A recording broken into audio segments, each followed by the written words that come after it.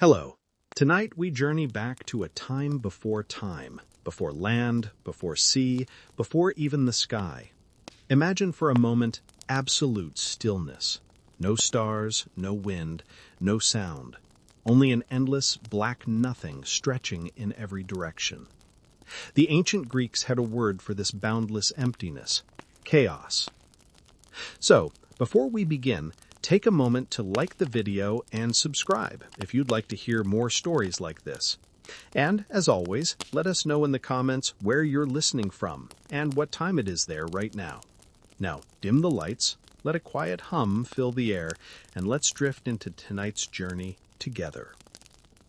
From chaos, the Greeks believed, came everything. It wasn't evil or even mysterious. It was simply the raw potential of existence.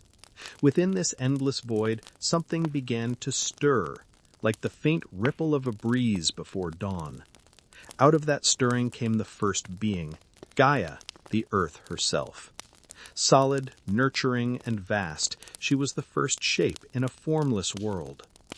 Soon after, from chaos also came Tartarus, the deep abyss beneath all things, a shadowed realm where even light hesitated to go. Then Eros, not yet the playful god of love with wings and arrows, but rather the force of attraction, the spark that would pull all things together, binding chaos into harmony. Alongside them came Erebus, the darkness that cloaked all space, and Nyx, the personification of night, a being of haunting beauty said to move like a soft shroud across the sleeping world. Together they gave form to what had been formless: light and shadow, earth and sky, beginning and end. From Gaia, life began to multiply. Without a partner, she gave birth to Uranus, the sky, vast and gleaming, a dome of silver blue that stretched above her. She loved him, and he covered her completely, his stars glittering like scattered jewels.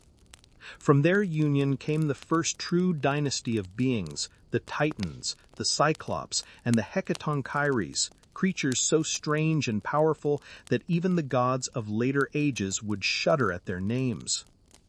The Titans were 12 in number, each embodying an element or force of the world. Among them were Oceanus, whose body formed the endless river encircling the earth; Hyperion, lord of heavenly light; and Thea, whose eyes gleamed with the fire of the stars. There was Cronus, youngest yet cleverest of them all, and soon the most ambitious. But before Cronos's tale begins, we linger still in this first world, when Gaia and Uranus ruled together. The earth flourished beneath the sky's embrace, yet their harmony was not without tension. Uranus, fearful of his own monstrous children, the Cyclops and the Hecatonchires, cast them deep into the depths of Tartarus, that endless pit of darkness. Gaia's heart broke. She felt her children's suffering echo through her very soil, each cry rumbling like thunder beneath mountains yet unborn. Out of grief and anger she conceived a plan. From her own body she forged a great blade of flint, the adamantine sickle, and called upon her Titan sons to stand against their father. One by one they hesitated. None dared raise a hand against Uranus, the vast sky itself. None except Cronus. Ambitious, cunning, and cold-eyed, he stepped forward. He would do what the others feared, for power, for his mother, and perhaps most of all, for himself. And so one night, as Uranus descended to lay with Gaia, Cronus lay hidden among the shadows of the mountains. When the sky stretched low upon the earth, Cronus struck, swift and merciless. With the sickle he severed his father's rule, casting Uranus away into the heavens. The stars that fell from that clash, the Greeks said, were the dust of the Milky Way. From the drops of Uranus's blood that fell upon the earth, new beings were born. The Furies, spirits of vengeance, and the giants, fierce and wild. From the foam that gathered in the sea arose Aphrodite, though her full story belongs to another time. In the silence that followed, the reign of the Titans began. Gaia sighed, both proud and sorrowful, for though she had freed her children, she knew the pattern was set. Every generation, it seemed, would rise against the one before. The cycle of creation, rebellion, and renewal woven into the very fabric of existence. Cronus now ruled in his father's stead. He took his sister Rhea as queen, and together they presided over what poets would later call the Golden Age, a time when mortals lived in peace and the world was bathed in gentle sunlight. There was no war, no sickness, no hunger. Even the seasons stood still, and the earth gave her fruits freely. But beneath this peace, unease stirred again. The sickle that had won Cronus his throne whispered of fate, of debts unpaid. Uranus's final words, cast like thunder before he vanished, rang in Cronus's mind. You too shall be overthrown by your own child. And though the sky no longer pressed upon the earth, that prophecy hung heavier than any star. It is in this way that Greek myth begins, not with perfection, but with tension, creation and destruction forever intertwined. Each act of birth carried the seed of rebellion. Each god, even the kindest, held within them a spark of chaos itself. Somewhere beyond the horizon, the world began to take shape. Mountains rising, seas shimmering, the air filled with the hum of unseen spirits. And within that growing order, the future gods of Olympus still slept, waiting for their time to awaken. For now, though, the Titans reigned, radiant, powerful, and unaware that destiny, like the first whisper from chaos, was already stirring again. The rule of Cronus began with sunlight spilling over a new world. The earth was calm, the seas were still, and the air was sweet with the breath of creation. The Greeks would later remember this time as the Golden Age, a period when mortals lived without pain or toil, when the soil gave fruit freely, and when peace blanketed every living thing like a warm, endless summer. Under Cronus's rule, the Titans governed every corner of existence. His brother Oceanus encircled the earth with his boundless waters, his currents pulsing like veins through the world's heart. Hyperion, lord of the heavenly light, fathered the sun, moon, and dawn, his children who would one day define the rhythm of time itself. Coeus and Phoebe, the Titan pair of intellect and prophecy, kindled the stars with thought and foresight. And Rhea was Cronus's sister and queen, radiant as morning light upon the hills of the earth. Where Cronus's gaze was stern and wary, Rhea's was gentle. She soothed his temper and guided his hand toward justice. Together they kept balance between the heavens and the earth, between gods and mortals. The mortals of this era were not yet like us. They were closer to the gods, golden in spirit and free from sorrow. They lived in harmony with nature and with one another, never aging, never fearing death. When their time came, they did not die as mortals later would. They simply drifted into sleep, their spirits becoming guardians of fields and forests, whispering kindly to the living. It sounds perfect, doesn't it? But beneath all perfection lies restlessness. Even the Titans, who ruled the elements and the stars, could not silence the murmurs of fate.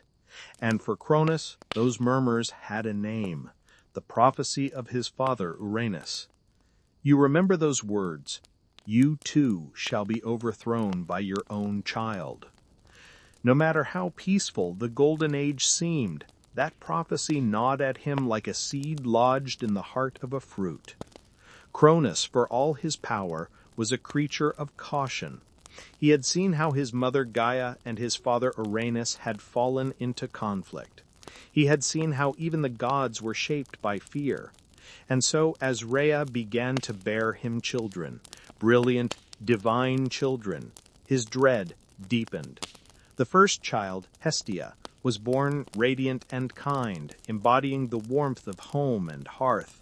The second, Demeter, brought the gift of life and harvest. Then came Hera, proud and regal even as an infant, her eyes already glimmering with the spark of queenship. Next came Hades and Poseidon, dark and stormy souls, destined for realms of shadow and sea. And finally, the youngest, Zeus, small, bright, and wailing with life's first cry. But by then, Cronus had already made his decision. He could not risk it. He would not fall as his father had. So each time Rhea bore him a child, Cronus took the newborn in his hands, smiled a trembling smile, and swallowed him whole. Rhea's heart broke with each loss. Her cries echoed across the mountains, and even the rivers wept for her. The Titans looked away, for none dared defy the king of the Golden Age. Cronus, after all, had brought them peace, and peace, even cruel peace, was precious. Yet Gaia watched in sorrow and in anger. The pattern had repeated, a son betraying his parent, and now a father devouring his children. Even the earth beneath Cronus's throne began to tremble. Fate, it seemed, would not rest until the cycle turned once more. When Rhea became pregnant for the 6th time, she fled to Gaia for counsel. The Earth Mother held her close and whispered a plan, simple, ancient, and born of the same cunning that once helped Cronus himself overthrow Uranus.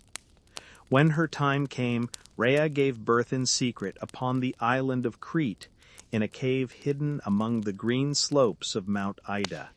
There, attended by nymphs and guarded by the Coretes, warriors who drowned the baby's cries with the clash of their shields, Rhea bore her final son, Zeus. And when Cronus came demanding his child, she offered him a stone wrapped in swaddling cloths. Without hesitation, blinded by his own paranoia, Cronus swallowed it whole. Meanwhile, the infant Zeus grew in secret.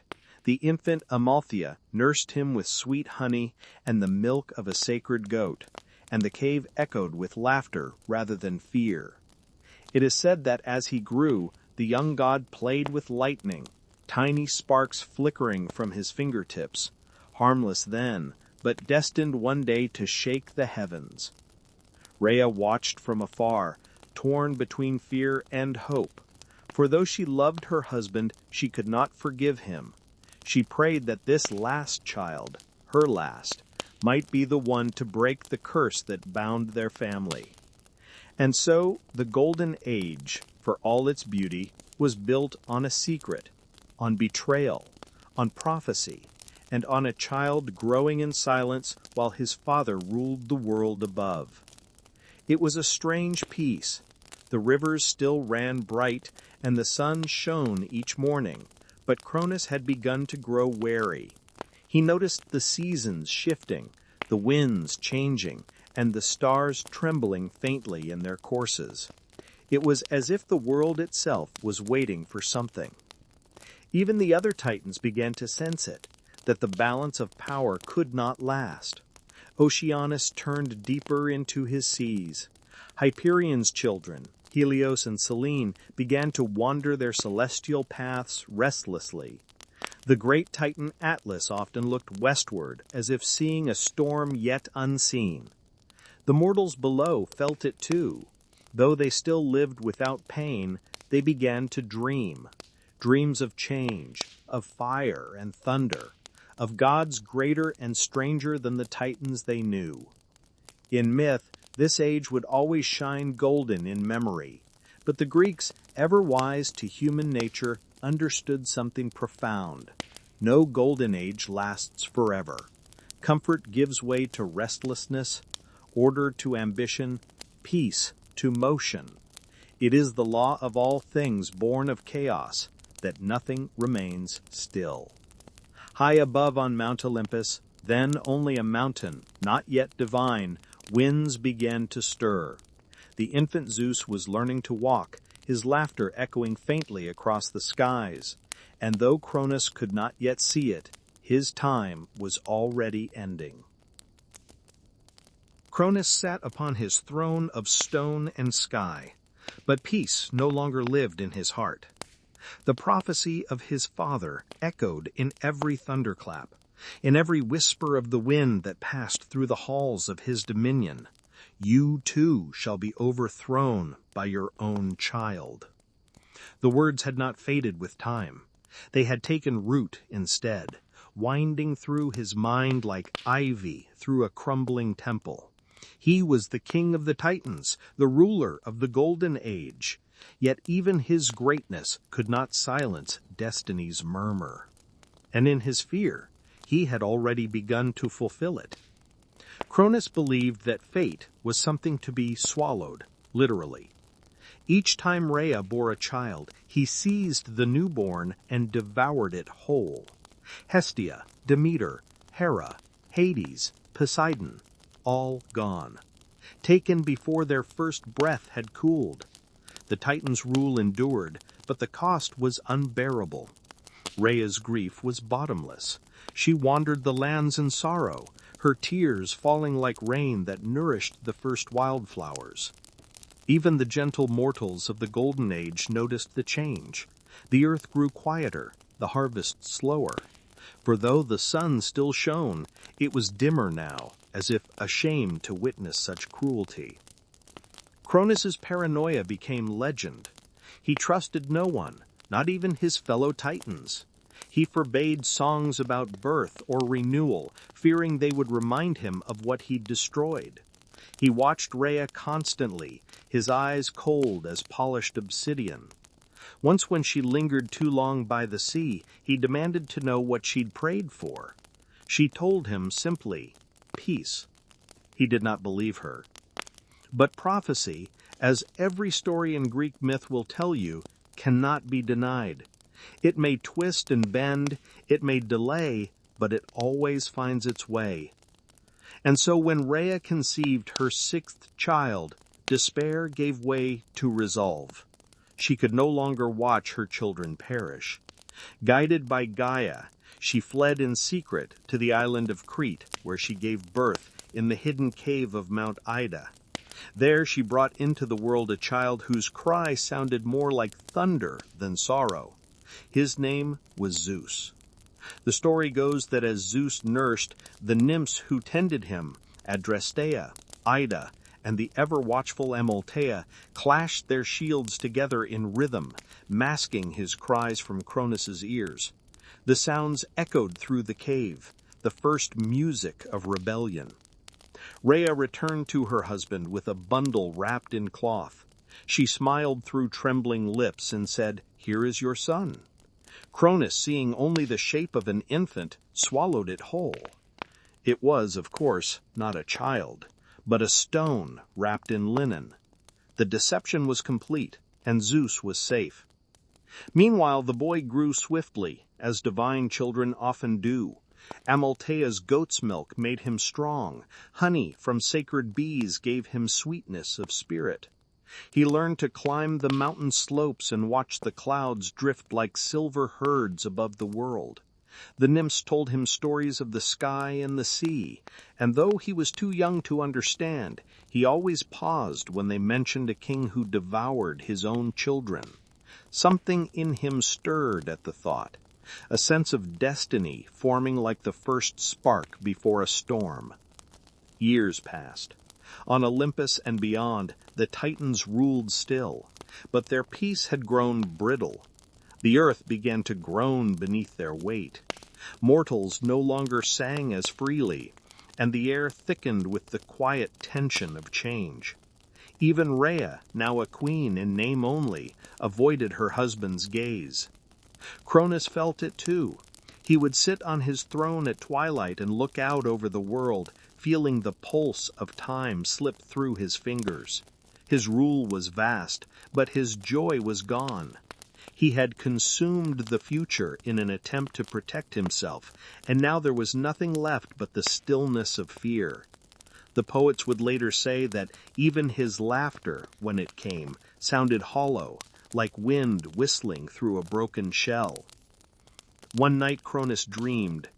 He saw the stone he had swallowed glow from within, its light splitting his chest and spilling across the sky. From that light stepped a young man with eyes of lightning. The youth raised his hand, and in it was a weapon shaped from the heavens themselves, a thunderbolt. Then Cronus awoke, drenched in sweat. He said nothing to Rhea, but the dream haunted him. Far below, in the hidden cave, Zeus had grown into a figure of strength and purpose. The nymphs no longer had to hush his cries, for he had learned silence, the silence of patience. Gaia herself sometimes visited him, whispering ancient secrets of the earth and the stars. She told him of his brothers and sisters, trapped in her father's stomach, alive but imprisoned in timeless darkness. "Will they ever see the light again?" Zeus asked. "They will," Gaia answered, her voice like rustling leaves, "when you are ready to face him." When Zeus reached his full strength, Gaia guided him to his grandmother Metis, the goddess of wisdom and cunning. She was cleverer than any Titan, and she saw in the young god the spark of a coming age. Metis taught him patience, strategy, and persuasion. She said, "You cannot defeat your father by strength alone. You must first make him undo his own crimes." So Zeus descended from the mountain, disguised as a humble cupbearer in Cronus's court. The king of the Titans, not recognizing his own son, welcomed him.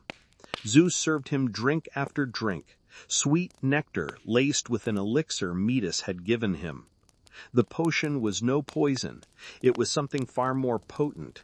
It stirred the truth within the body, and soon Cronus began to tremble. His mighty stomach churned, the air thickened with divine energy, and one by one he vomited forth what he had swallowed long ago. Out spilled Hestia, radiant as firelight, Demeter, rich with the scent of wheat, Hera, gleaming with regal fury, Hades, dark-eyed and silent, and Poseidon, his presence rolling like distant thunder. For the first time Cronus saw his children standing before him, and something colder than fear passed through his heart, the recognition that destiny had arrived.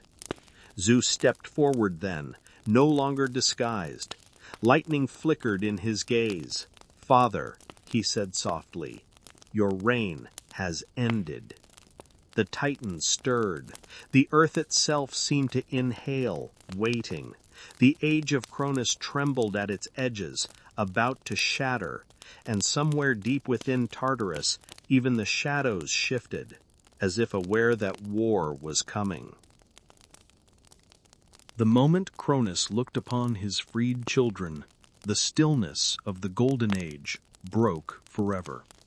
The quiet heavens seemed to hold their breath. The oceans grew restless, whispering of storms yet to come. For the first time since the dawn of creation, father and children stood as equals, and the world itself began to tremble beneath the weight of what would follow. The Titanomachy, the great war between the Titans and the Olympians, had begun. At first there was disbelief among the Titans. How could Cronus's children, newly freed from their father's stomach, dare challenge the masters of the cosmos? The Titans had ruled for ages beyond mortal counting. They were vast, ancient, and unshakable as the mountains. Yet prophecy, that old pulse of inevitability, had chosen its hour. Zeus, still young but burning with purpose, rallied his siblings atop Mount Olympus. There, surrounded by storm clouds and winds that sang his name, he spoke to them. Father's rule was born of fear. He devoured what he loved to preserve his power. But the world is not meant for fear. It is meant for life, for motion, for the rise of what is yet to come. Will you stand with me and take back what was stolen from us? Hades, grim but loyal, nodded first. He cast me into darkness before I could breathe. I have lived in his shadow long enough. Poseidon followed, his voice low and resonant like the sea before a storm. "Let the earth shake and the waves rise. If this world is to be remade, I will help shape it." Hera, proud and cold-eyed, added, "The age of cruelty ends here. Let justice be born from his fall." Demeter and Hestia, gentle yet strong, said nothing at all, but they stood beside their brother nonetheless. The alliance was made. But even with 6 gods, the Titans were far stronger. They towered like living mountains, their voices rumbling across the sky. Zeus knew he needed more than courage. He needed allies from the depths. So he descended into Tartarus, where the air burned cold and the walls pulsed with ancient agony. There, behind gates forged by Cronus himself, were imprisoned the Cyclops and the Hecatoncheires, the 100-handed ones. The Cyclops were master smiths, creators of impossible things, their single eyes glowing with fire. The Hecatoncheires were beings of pure might, each with 100 hands and 50 heads, bound in chains that glowed like molten stone. Zeus approached them not as a conqueror, but as a liberator. He said, "My father feared you, but I see your power as a gift. Help me overthrow him, and you will walk free under the open sky again." The Cyclops, moved by his courage, agreed, and in gratitude they forged for him weapons of divine power. For Zeus they shaped the thunderbolt, a spear of stormlight that could shatter mountains. For Poseidon they made the trident, a weapon that could command the seas and stir the earth's crust. And for Hades they crafted the helm of darkness, which could render him unseen and inspire terror even in gods. When the chains of the Hecatoncheires were broken, their roars shook the underworld. They rose from Tartarus like living storms, ready to unleash their fury upon the world that had forsaken them. Meanwhile, on Mount Othrys, the stronghold of the Titans, Cronus prepared his forces. His brothers and sisters gathered in ranks that stretched beyond sight. Iapetus, strong and severe, Hyperion, radiant with fire, Crius, Coeus, and Mnemosyne, all armed with powers born from the dawn of time. Even Atlas, son of Iapetus, stood tall among them, his strength enough to hold the sky itself if need be. The first clash came at dawn. The heavens split apart as lightning met stone. The sea rose up and swallowed mountains. The air burned with the sound of divine fury. For 10 years the war raged unceasingly, shaking the very bones of the world. The Titans hurled boulders the size of cities. The Olympians answered with storms that ripped forests from the earth. Poseidon's trident struck the ground and new seas burst forth. Hades vanished beneath the earth, striking unseen, his shadows turning Titan soldiers to stone. Hera commanded the winds, and Demeter twisted the roots of the world to entangle their enemies. But it was Zeus who became the heart of the war. His thunderbolts lit the sky like day, each strike a declaration that the age of Cronus was dying. Yet even he could not claim victory alone. For a long time the battle hung in balance. The Titans were mighty, immortal, and old as creation itself. But age carries weight, and the Titans, for all their strength, lacked something their children possessed: change. The Olympians fought not merely to survive, but to transform. They represented motion, intelligence, the spark of something new. Every clash of lightning and stone was not just a battle, but a struggle between eras, the stillness of the old and the fire of the new. It was the Hecatoncheires who finally turned the tide. Unleashed from Tartarus, they hurled entire mountains as weapons, their 100 arms casting boulders faster than storms could move. The Cyclops fed the Olympian strength with fire from their forges, their hammers ringing like war drums in the distance. One by one, the Titans began to fall. Oceanus withdrew into his waters, refusing to fight his kin. Hyperion's fire dimmed. Iapetus was struck down by Poseidon's waves, and Atlas alone stood defiant to the end. When Cronus at last faced Zeus, the world itself seemed to pause. Lightning crackled around them, and thunder rolled like the heartbeat of the cosmos. Cronus wielded the sickle that had once felled his father, but his hand trembled. "You cannot escape what you are," Zeus said quietly. "You became what you feared." Cronus raised the sickle high, but Zeus moved faster.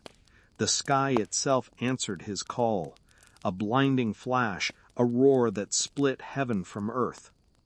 When the light faded, the sickle lay shattered, and Cronus knelt in defeat. The Titans who had fought beside him were cast down, bound in chains forged by the Cyclops and imprisoned deep within Tartarus. Atlas, for his rebellion, was given a special punishment: to hold up the heavens for eternity, separating sky and earth so they could never again conspire. As the dust settled, Zeus stood upon Mount Olympus. The air was new, the stars glimmered brighter. The world had been remade through war and storm. The age of the Titans had ended. The age of the gods had begun. And though the sky was clear now, thunder still murmured faintly across the horizon, as if the world itself remembered what it had taken to reach this fragile peace. The reign of Zeus was young when the greatest terror the world would ever know stirred beneath the mountains. It began with a rumble deep in the earth, a sound so vast and low it made even the newly crowned gods glance nervously toward the horizon. From that churning dark, something colossal began to rise. This was Typhon, the final son of Gaia, born of her fury and grief. She had seen her Titan children cast into Tartarus by Zeus and his siblings, and she would not let that defeat go unanswered. Typhon was her vengeance made flesh, or something like flesh. His body towered to the stars, his head brushing against the clouds, his hands spanning east to west. Some said he had 100 dragon heads, each belching flame. Others whispered that his eyes were burning suns, and that the winds themselves shrieked from his mouths.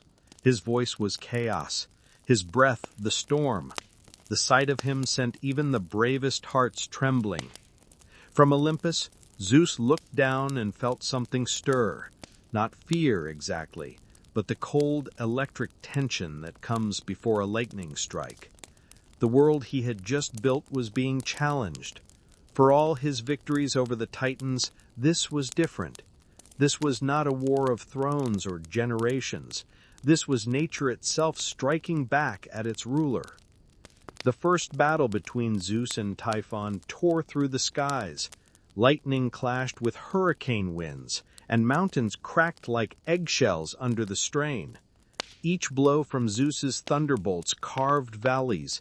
Each swing from Typhon's massive arms uprooted forests and hurled them into the sea. The heavens roared with the violence of it.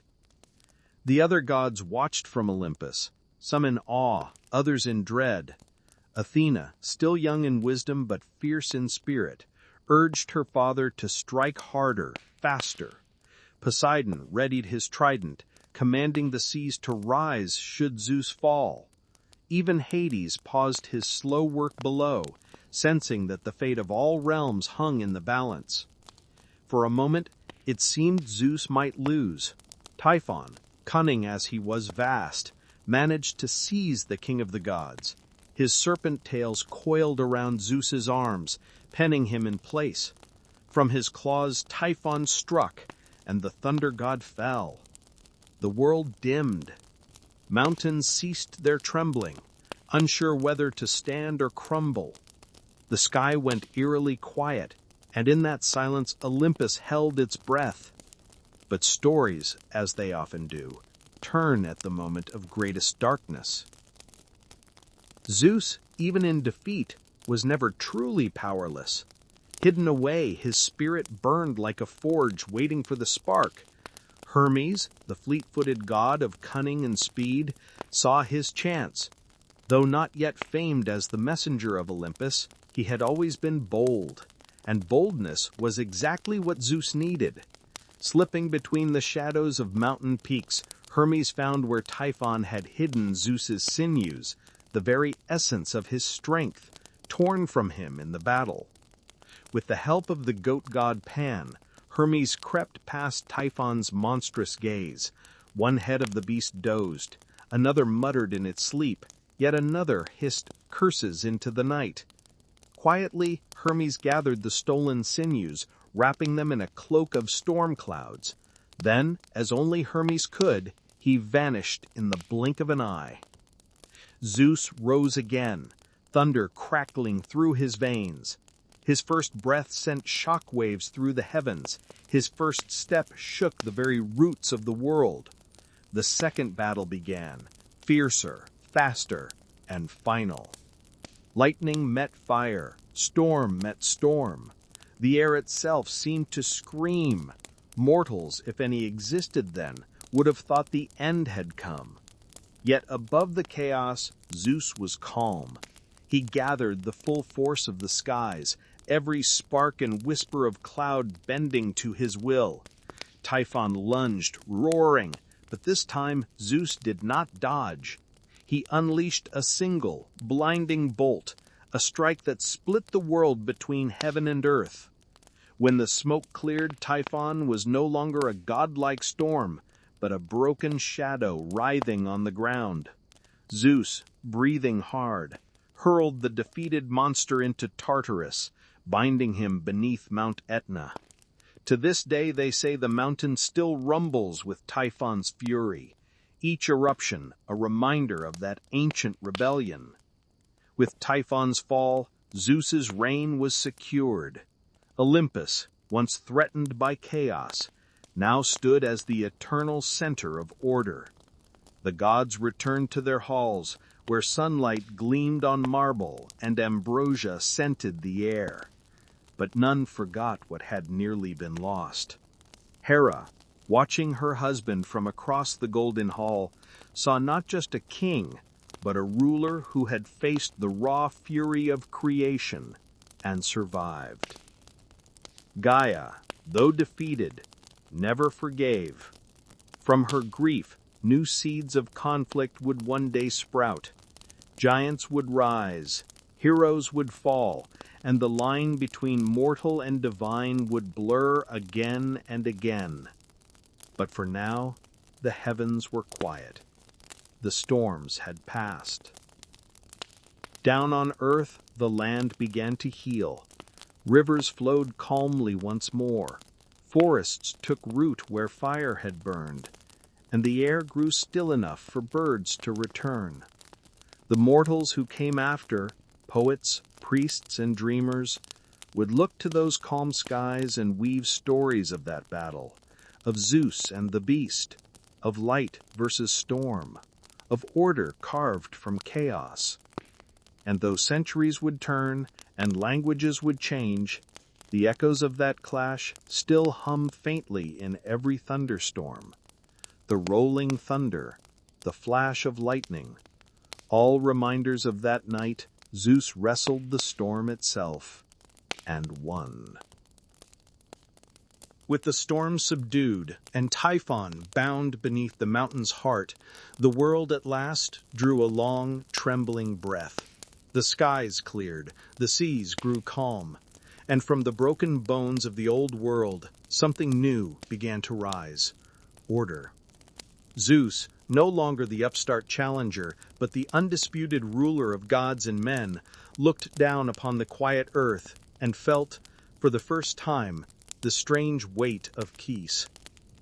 Olympus, once just a lofty peak of snow and stone, became the heart of that order. Under Zeus's hand, it transformed into a shining citadel, its marble halls gleaming like frozen lightning, its air forever scented with clouds and nectar. From there, the 12 Olympians would watch over the realms below, sky, sea, underworld, and the mortal earth that stirred between them. The first task of a ruler, Zeus knew, was to bring balance to power. He called his siblings, Poseidon, Hades, Hera, Demeter, and Hestia, and together they sat upon a ring of thrones. Their war against the Titans had bound them as comrades, but peace tested them in subtler ways. Each of them had endured exile, battle, and fear. Now they faced the quieter challenge of ruling without tearing each other apart. Zeus raised his thunderbolt, not in anger, but in ceremony. "Let us divide the world," he said, his voice echoing across the mountains. Not as rivals, but as kin. The choice was made by lot, though some say fate's hand guided the draw. Zeus claimed the heavens and all that moved within them, the clouds, the storms, the endless blue. Poseidon drew the sea, vast, restless, and deep as his own spirit. Hades, grimly accepting the third lot, took the underworld, the shadowed place of spirits and silence. To mortals it might have seemed a curse, but Hades saw in it a kind of dignity, a realm untouched by vanity, ruled by quiet law. The earth itself, though, remained unclaimed, a neutral ground shared by all, watched over by Demeter's gentle hand. She coaxed the barren soil to bloom again, her touch spreading green across the land. The rivers ran clear, the fields grew gold, and life began to hum beneath the sun. Hestia, ever the calmest of them all, tended the hearth of Olympus, the eternal flame that would never fade. And thus the great order was born. But peace among gods was a fragile thing, especially when pride sat at every table. Hera, queen of the heavens and wife to Zeus, watched her husband with eyes both loving and wary.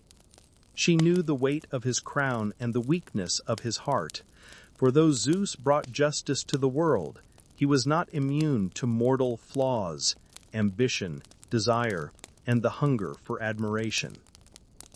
Even so, Hera's presence steadied Olympus. She brought dignity to Zeus's rule and expectation to his power. Under her gaze, even the mightiest gods stood straighter. Mortals who offered her prayer found favor in marriage, family, and loyalty, virtues often overlooked in a world newly born from war. In the beginning, the gods were still learning what it meant to be divine. Poseidon tested his seas, raising islands from foam and summoning creatures of impossible beauty. Dolphins, horses, serpents that glittered like rainbows beneath the waves. Hades built his shadowed kingdom with quiet craftsmanship, shaping it into a place not of torment but of order, where every soul had its place and memory. Zeus, meanwhile, set about the work of law. He summoned the winds, the rivers, and the stars, assigning them purpose. The seasons began to turn, the sun to rise and fall in measured rhythm. He taught the sky to hold the clouds, and the clouds to release the rain. For the first time, the world obeyed pattern instead of chaos. Mortals, still few and half-formed, began to look up and sense the presence of something vast and aware above them. They heard thunder as command, lightning as judgment.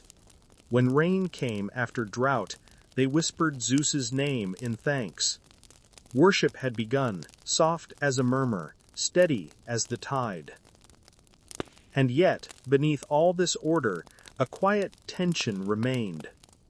For even gods grow restless when peace lingers too long. Poseidon envied the vastness of the sky. Hades, though content in his realm, felt himself slipping from memory. unseen by mortals who feared his name. Hera's pride burned whenever Zeus's gaze toward mortal beauty, and Zeus himself, though lord of all, sometimes looked out from Olympus and wondered if even kings could grow lonely. Still, for a time, harmony held. The gods gathered in Olympus's grand hall, where ambrosia flowed like honey and laughter echoed off the golden pillars. Hermes, swift and mischievous, flitted between them, carrying messages and occasionally stealing a cup of nectar when no one looked. Athena, born of Zeus's own mind, brought counsel and strategy. Apollo strummed his lyre, and Artemis's cool gaze softened the flame of his song. The world, it seemed, had finally found its rhythm. Below, the mortal realm thrived in reflection of Olympus's order. Rivers followed their beds, crops grew with the seasons, and even the stars moved with quiet precision. The people began to tell stories of the gods, stories that gave meaning to thunder, to tides, to death and love. In return, the gods listened. They found in human devotion a mirror of themselves, flawed, yearning, alive. At night, when the fires of Olympus dimmed and the constellations shimmered above, Zeus would stand at the edge of his throne and gaze down. He saw the world spread before him, mountain and sea, life and death, silence and song. It was imperfect, yes, but it was his creation, shaped from chaos into something like beauty. And for a moment, just one, the storm within him eased. Of course, peace in mythology is never permanent, but for now Olympus stood strong, the gods united, and the mortal world blooming beneath their gaze. It was the first true age of order, and, like all such ages, it would not last forever. Hera's name carried the weight of thunder long before she ever raised her voice. She was not born to gentleness. She was born to power. Sister to Zeus, daughter of Cronus and Rhea, she had known imprisonment in her father's belly, rebellion in her brother's war, and the uneasy calm that followed victory. From those beginnings, she learned that strength was not only in storms and weapons, but in endurance, in the silent, stubborn refusal to yield. When Zeus first sought her hand, Hera did not say yes easily. The stories say he wooed her with patience, disguising himself as a poor cuckoo bird shivering in the cold rain. She lifted him into her lap to warm him, and in that instant the trickster revealed himself. Zeus stood before her, radiant and proud, asking not only for love, but for a throne beside his own. Hera, caught between fury and awe, hesitated. Yet something in his eyes, that mixture of boldness and loneliness, made her pause. She agreed, and their union became the most famous and infamous of all divine marriages. When they wed, Olympus shone brighter than ever before. The clouds parted, the winds sang, and even the sun lingered to witness the joining of heaven's mightiest pair. Hera was crowned Queen of the Gods, not merely by Zeus's will, but by her own authority. She sat beside him, her crown gleaming like polished ivory, her expression calm but unreadable. But love, especially divine love, is rarely peaceful. Hera was the goddess of marriage, yes, but marriage, she knew, was not only tenderness. It was loyalty tested by time, devotion tried by jealousy, and forgiveness wrestled from pride. And Zeus, well, Zeus was not built for constancy. The king of the gods was as restless as the sky he ruled. His heart wandered as easily as lightning leaps from cloud to cloud. Mortal women, nymphs, and even other goddesses all drew his attention. Hera, though she never ceased to love him, learned to bear that love like armor. Her jealousy was not petty, as poets later painted it. It was divine. When Zeus betrayed her, it wasn't merely a husband's infidelity. It was the king of heaven violating the sacred vows she embodied. Each affair wasn't just an insult to her pride, it was a threat to the very fabric of loyalty and order she guarded. And so, Hera's vengeance was often swift, though never without reason. When Zeus courted Io, a mortal priestess, Hera's suspicion flared. She descended from Olympus and found Zeus hastily turning Io into a white cow to hide her. Hera, smiling sweetly, asked to keep the lovely creature as a gift. Zeus had no choice but to agree. Hera placed Io under the watch of Argus, a giant with 100 eyes who never slept entirely. Zeus sent Hermes to free Io, of course, clever as always.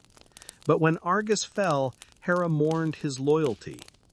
She took his 100 eyes and set them in the tail of her sacred bird, the peacock.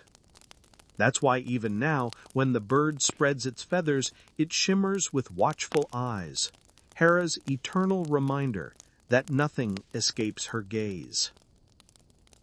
Other times her wrath touched the children born of Zeus's wandering heart. Poor Heracles, the strongest of mortals, son of Zeus and the mortal Alcmene, grew up under Hera's shadow. As a baby, he strangled 2 serpents she sent to his cradle. As a man, he was driven into madness by her curse and forced to atone through 12 impossible labors. Yet, in a strange twist of divine irony, Heracles would one day ascend to Olympus and find forgiveness, and even, some say, acceptance from Hera herself. There was complexity in her cruelty as there was in her love. Hera was not merely a jealous wife, she was the protector of vows, the guardian of promises. To her, love without faithfulness was a lie, and gods who broke oaths deserved to suffer the same pain they inflicted. Among mortals, she was both feared and revered. Brides prayed to her for lasting unions, mothers sought her blessing in childbirth, and queens invoked her name in times of political betrayal. Hera's temples rose across Greece, at Argos, at Samos, and at Olympia, where women laid offerings of myrtle and doves. They came to her not as victims of love's chaos, but as its defenders. Still, beneath her poise, Hera carried loneliness like a hidden ember. She watched Zeus laugh with other women, his charm endless, his infidelity legendary. Yet time and again she returned to her throne beside him. Because for all his flaws, Zeus needed her. Not as a companion, perhaps, but as his equal. Without Hera, Olympus would have been a palace without law, a kingdom without conscience. And Hera knew this. When disputes arose among the gods, it was often her word that settled them.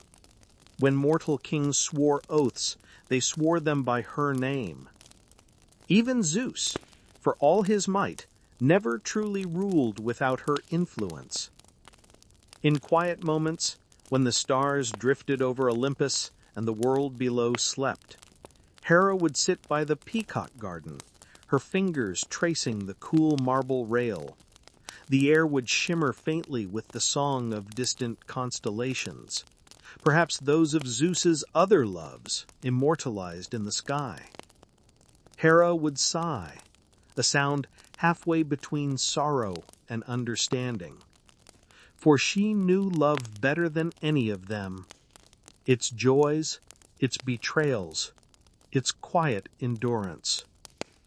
And so Hera remained, proud, wounded, magnificent, the queen of heaven, guardian of fidelity, and a living proof that love's light and shadow are never far apart.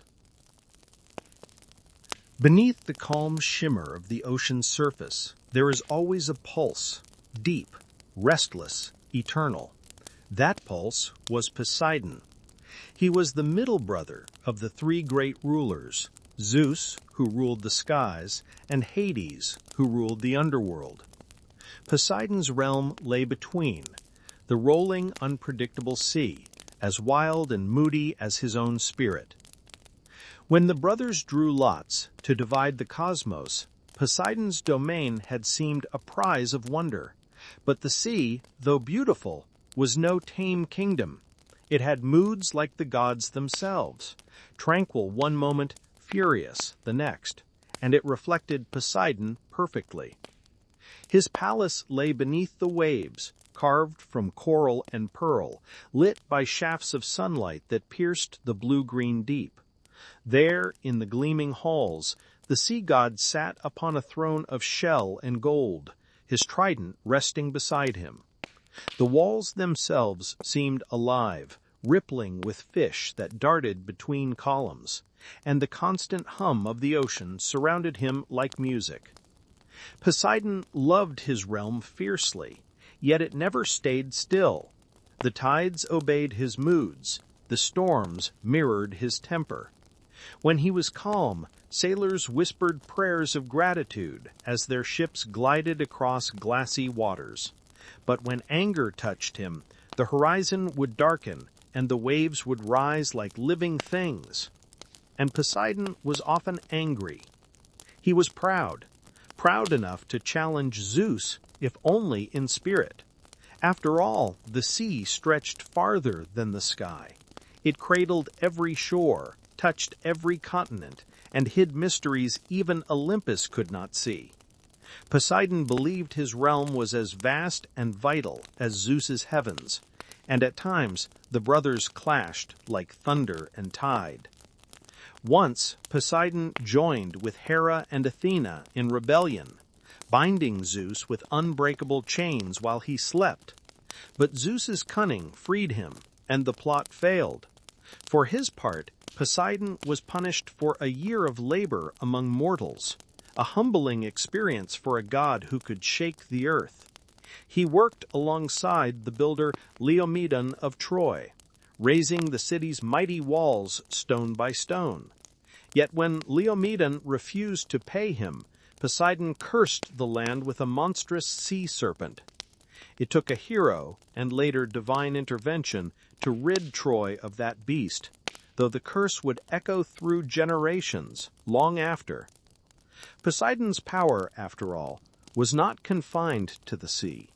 He was called Earth Shaker, for when he struck the ground with his trident, the earth itself trembled. Earthquakes were his warnings, reminders that the world above rested upon ancient waters, and that he could, if provoked, drown even mountains. Still, for all his fury, Poseidon had a creator's heart. He shaped coastlines and carved islands from the deep, sculpting the Greek isles like jewels upon the sea. In one tale, he struck a rock and brought forth the first horse, a creature of both grace and strength, mirroring the rhythm of the waves. The horse became sacred to him, a gift to mortals, and a reminder that beauty and power often share the same spirit. Poseidon's loves were as unpredictable as the sea itself.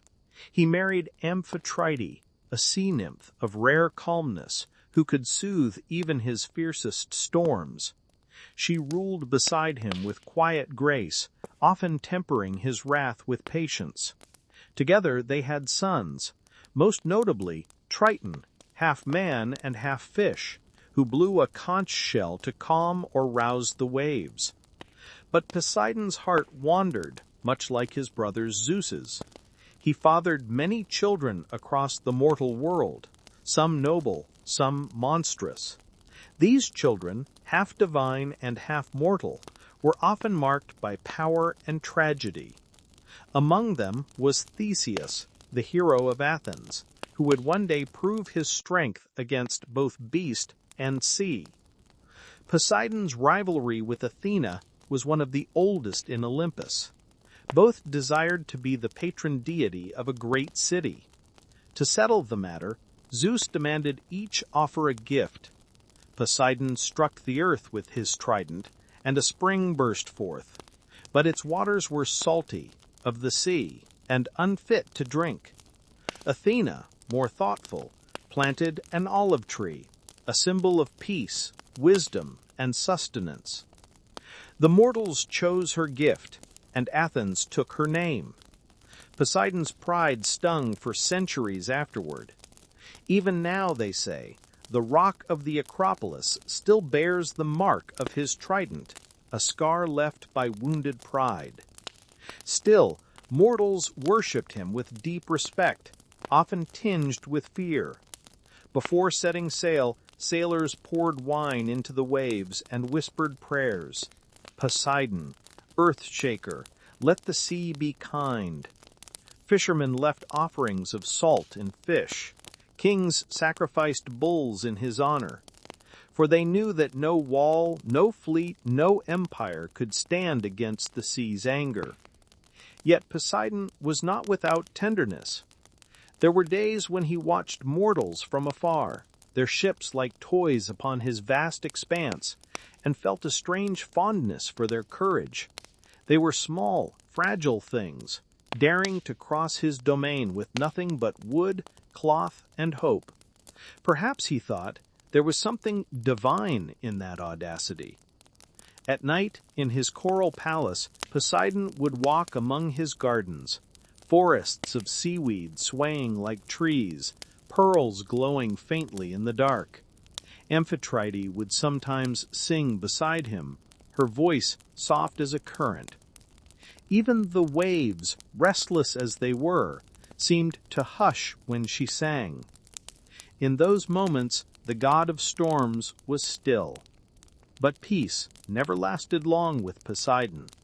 His nature was bound to motion, to the rhythm of tides, the pull of the moon, the endless push and retreat of waves against land. He was as ancient as the sea itself, older than cities, deeper than reason.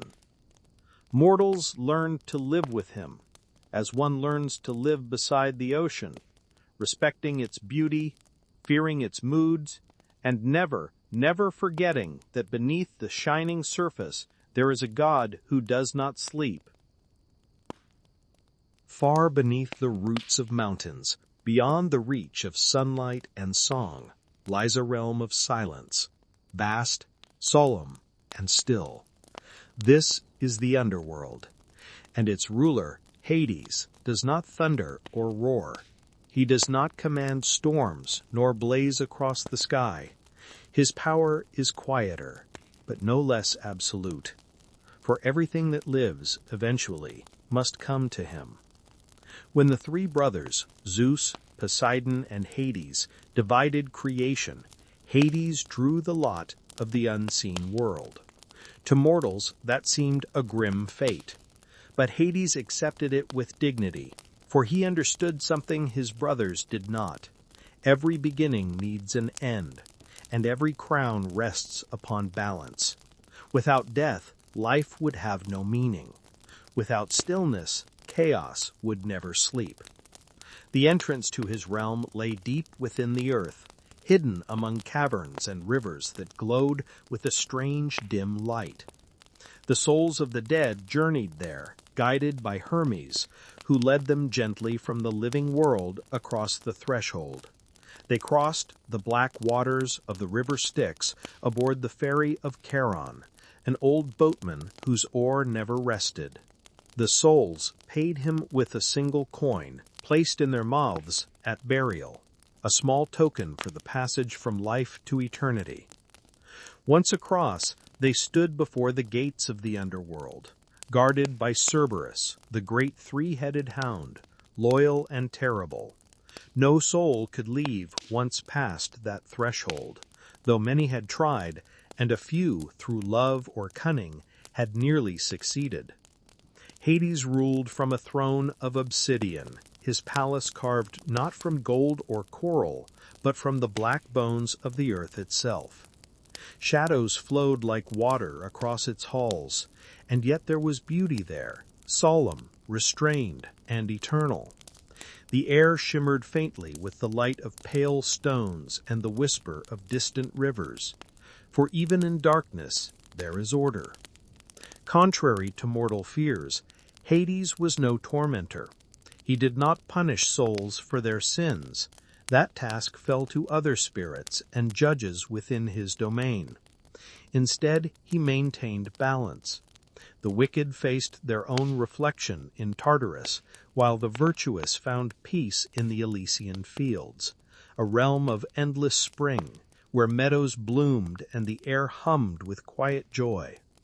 Between these realms lay the asphodel meadows, where most souls wandered in gentle forgetfulness, neither punished nor rewarded, simply resting after the long wait of life.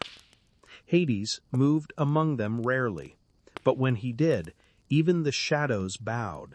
His presence carried a kind of gravity, as though the air itself remembered that he was not just ruler of the dead, but the keeper of boundaries. For in his realm nothing was wasted, nothing forgotten. Every soul had its place, every end its purpose.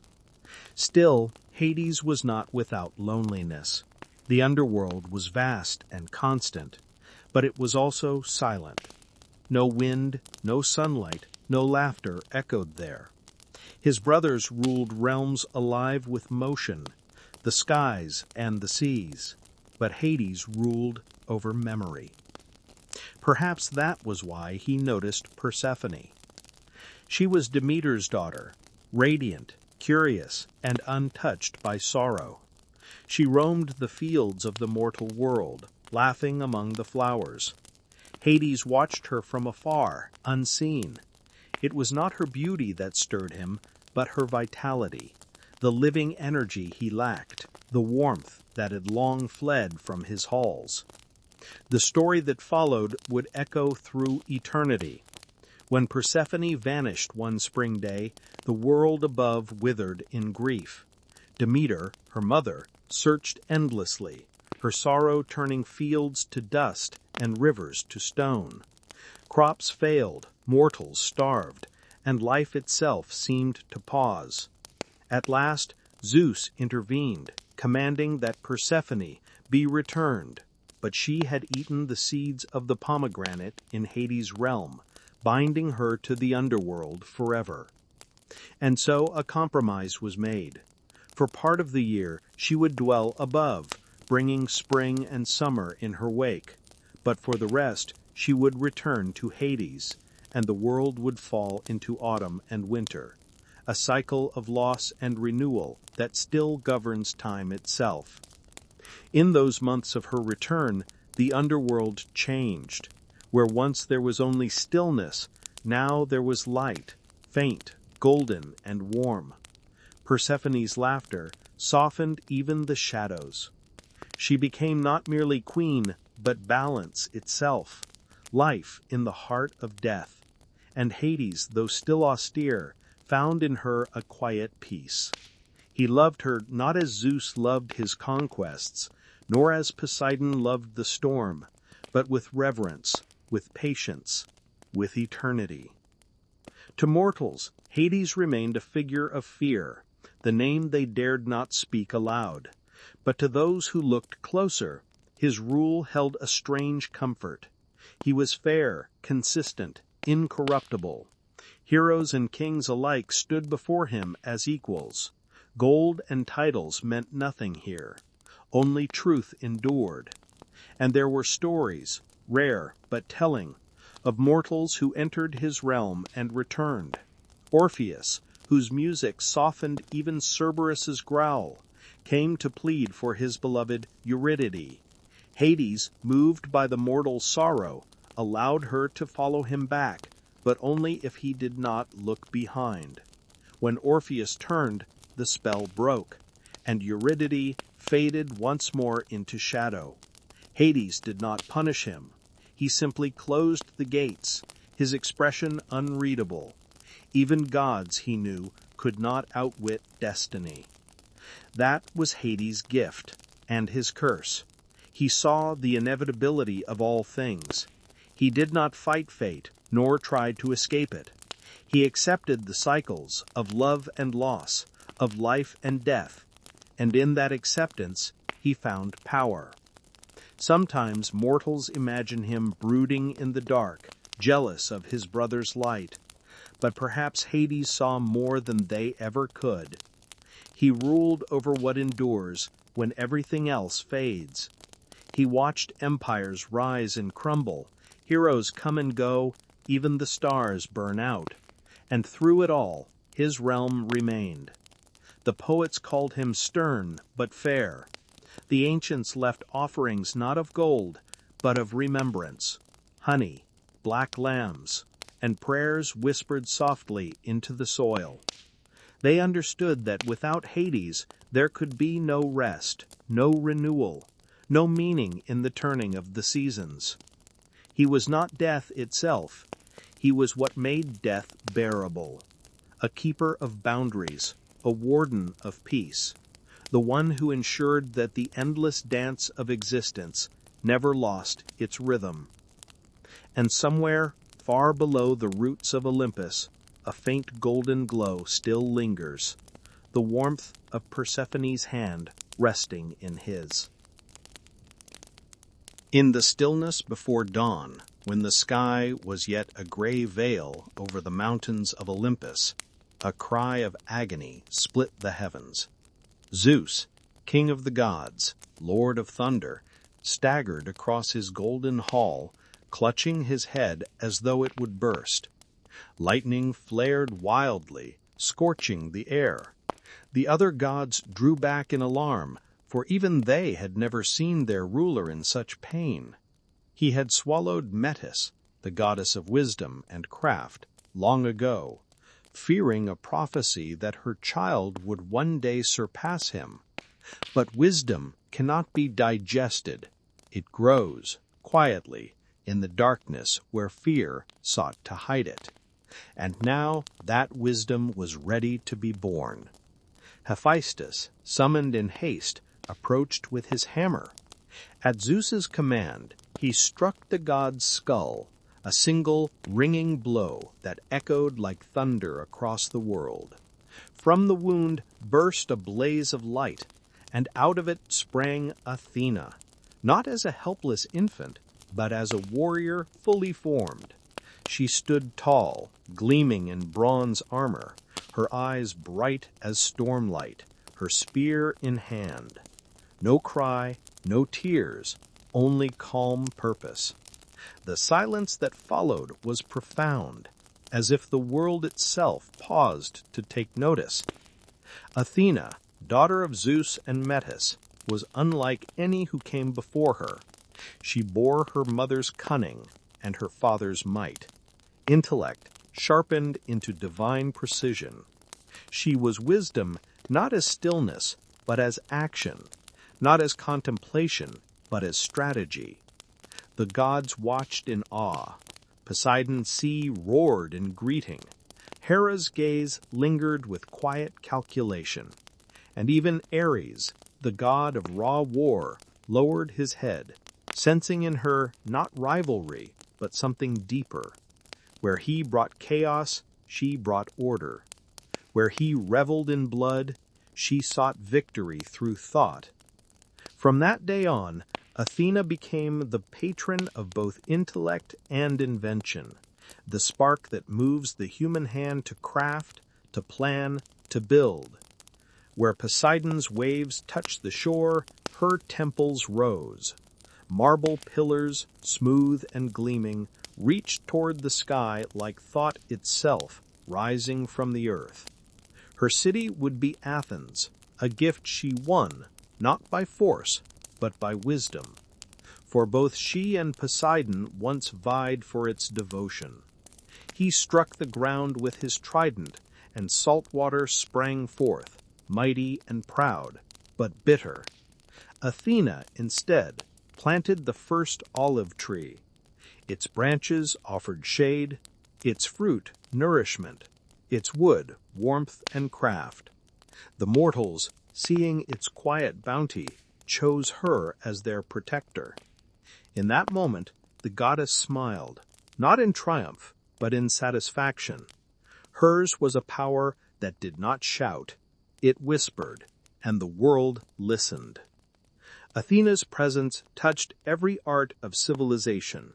She taught men to tame their impulses with thought, to replace blind struggle with clever design.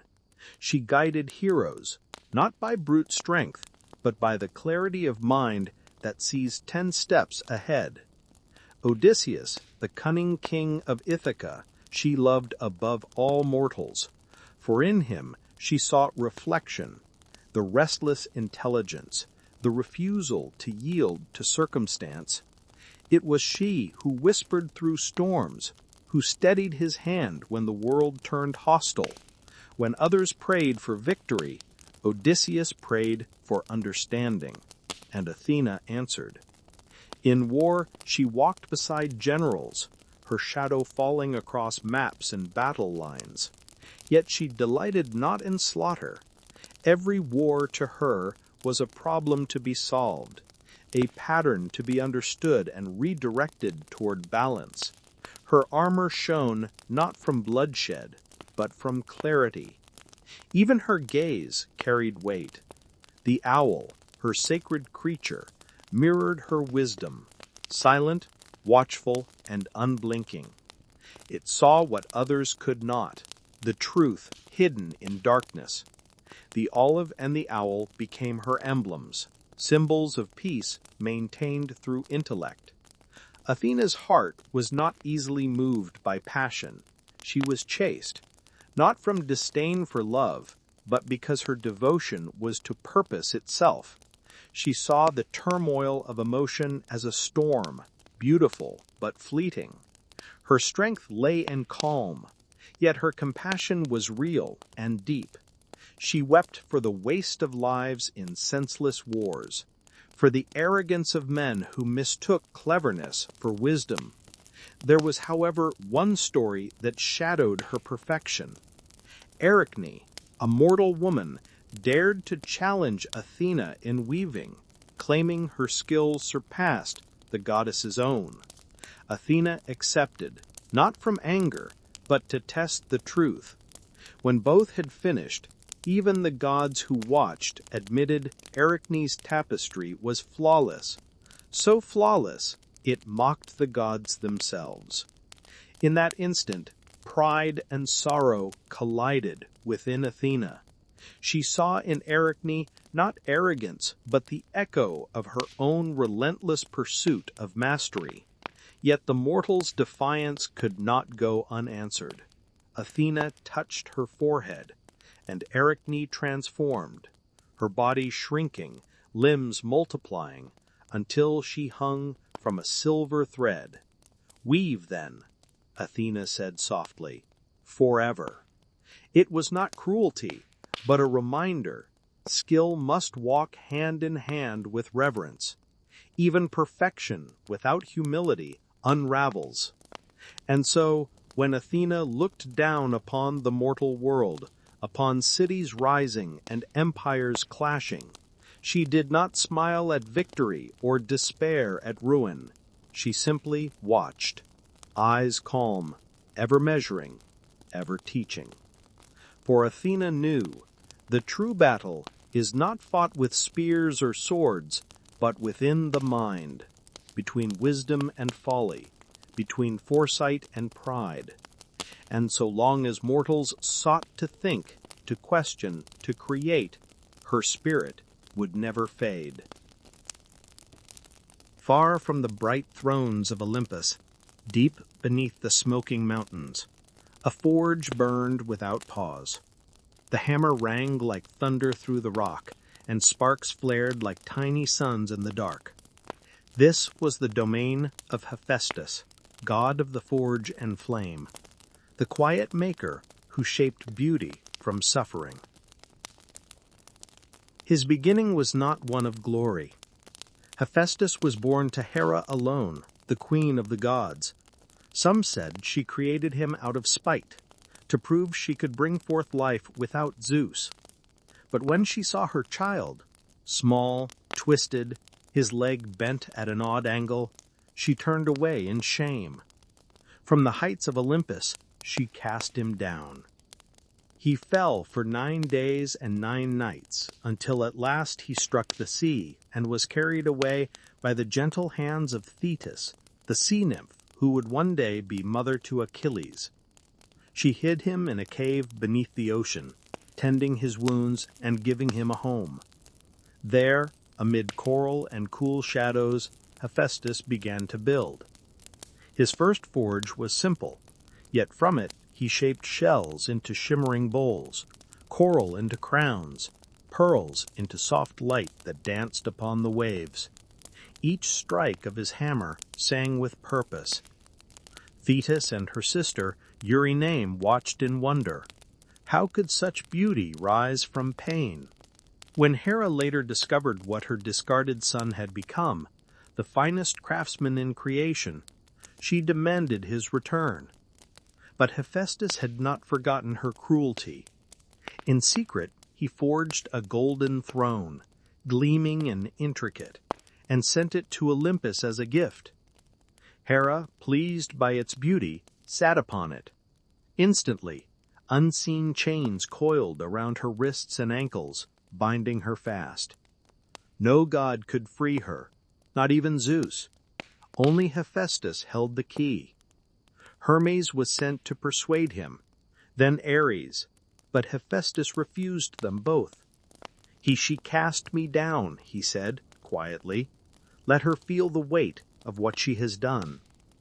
In the end, it was Dionysus, the god of wine, who succeeded. He brought laughter and drink to the lonely smith, until Hephaestus, softened by mirth and mead, agreed to return. Riding a mule, for he walked with a limp since his fall, Hephaestus came back to Olympus, unhurried, unbowed.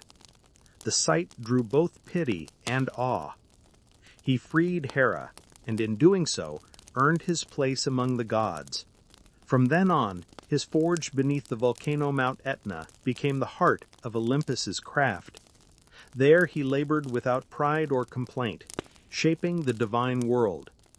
It was Hephaestus who forged Zeus's thunderbolts, sharp as justice and bright as daybreak. He made Poseidon's trident, heavy with the weight of the sea. He crafted Hermes' winged sandals, the armor of Achilles, the girdle of Aphrodite, the chariot of Helios, each a masterpiece, each alive with his touch. And though his face was rough and his gait unsteady, his hands were steady as the earth's heartbeat. To mortals, he was both miracle and mystery, the fire that could create as easily as it destroyed. Hephaestus's marriage was another strange tale. Zeus, seeking to placate him, offered the most beautiful of all goddesses, Aphrodite, born of sea foam and sunlight. But beauty does not always find comfort in humility. Though Hephaestus loved her deeply, Aphrodite's heart wandered toward Ares, god of war. When the affair reached Hephaestus's ears, he did not rage or strike. He devised a plan. With threads finer than spider silk, he wove an invisible net, unbreakable and shining. He set it upon their bed and withdrew. When the lovers met again, the trap closed over them like a web. He called the gods to witness, not in vengeance, but in justice. The sight caused laughter across Olympus. Even the solemn Poseidon struggled to hide a smile. Yet beneath the humor, a quiet truth lingered. The humble smith had ensnared passion and violence with intellect and art. He released them, but the story remained, a reminder that cunning and patience can humble even gods of war and beauty. Despite his wounds and loneliness, Hephaestus was never bitter for long. His forge was both refuge and temple. There his bellows breathed like beasts, His anvils glowed like dawn, and his creations took shape from raw flame. Bronze horses that galloped on their own, golden maidens who moved with grace and intelligence, shields so perfect that they seemed to hold stories within their metal. One set shield, the shield of Achilles, would become legend. Upon it, Hephaestus engraved not war, but the whole of life, fields where men plowed, cities and peace, dances by moonlight, the endless sea. Even amid the rage of the Iliad, his art reminded all who saw it that creation and destruction are twins, forever intertwined. In many ways, Hephaestus was the most human of the gods. He knew pain, rejection, longing. But instead of letting them consume him, he transformed them into purpose. Every scar became a forge mark. Every fall, another spark. Mortals prayed to him not for victory or love, but for skill, for the steady hand, the patient heart. He was the god of those who worked in silence, blacksmiths, potters, carpenters, inventors, those who built the world one spark at a time. Hephaestus never sought glory, but his creations spoke for him. His temples were few, but his presence was everywhere. In the clang of hammers, the glow of molten metal, the hum of invention. Even now, every craftsman who loses themselves in their work, every inventor who finds beauty in precision, carries a bit of his divine flame. And though he was lame, he was never weak. His fire burned steady, not the wild flame of destruction, but the controlled heat that tempers and transforms. So, when the gods quarreled, when love turned bitter and pride burned high, it was Hephaestus who remained constant, hammering on, shaping the imperfect into the enduring. He once said, it was told, that flame has two lessons. It teaches patience, and it teaches renewal. For even after metal cools and breaks, the forge waits, ready to begin again. The clang of metal, the roar of armies, the cries that rise before dawn, these are the hymns of Ares, god of war. Where Hephaestus's forge sang of creation, Ares's domain was its grim reflection, the sound of ruin, the heat of rage, the pulse of survival. Born of Zeus and Hera, Ares was their son in both might and temper. From the moment he took form, the world felt his presence. He was strength unchained, the raw, unreasoning spirit that drives mortals to strike, to conquer, to defend. To the Greeks, he was not the strategy of war, that belonged to Athena, but its heartbeat of chaos and fury. Ares delighted in the clash of bronze and the thundering of hooves. He walked the battlefield like a storm given shape, his armor red as sunset, his spear bright with reflection of flame. To mortals, he was both terror and inspiration, for in him they saw the double edge of war, the courage that lifts men beyond fear, and the madness that consumes them. Yet even among the gods, Ares was a paradox. Though he was worshipped in Sparta and among soldiers, Olympus itself regarded him with wary distance. Zeus himself once said that Ares was the god he loved least, for he reveled in strife more than justice. But even Zeus knew, without conflict, there is no order. Without destruction, no renewal. Ares, in his terrible way, was necessary. His companions were telling. Beside him rode Deimos and Phoebos, fear and panic, his sons by Aphrodite. Their presence rippled through mortal ranks before every battle, whispering to soldiers' hearts. Behind them came Eris, the goddess of discord, scattering arguments like seeds that would grow into bloodshed. Together, they made up the chariot of chaos. Yet, curiously, Ares' love for Aphrodite was sincere. and, for a time, returned. Beauty and violence, love and war, a pairing both inevitable and dangerous. When they were together, Olympus seemed to hold its breath. Aphrodite softened his rage, he gave her the thrill of passion. Their union was storm and calm woven together. It was said that when Ares left her side to join a war, she would gaze from her crystal mirrors, tracing the distant horizon with worry. For even gods could fall in battle, not to death, but to humiliation, to defeat. Ares knew this well.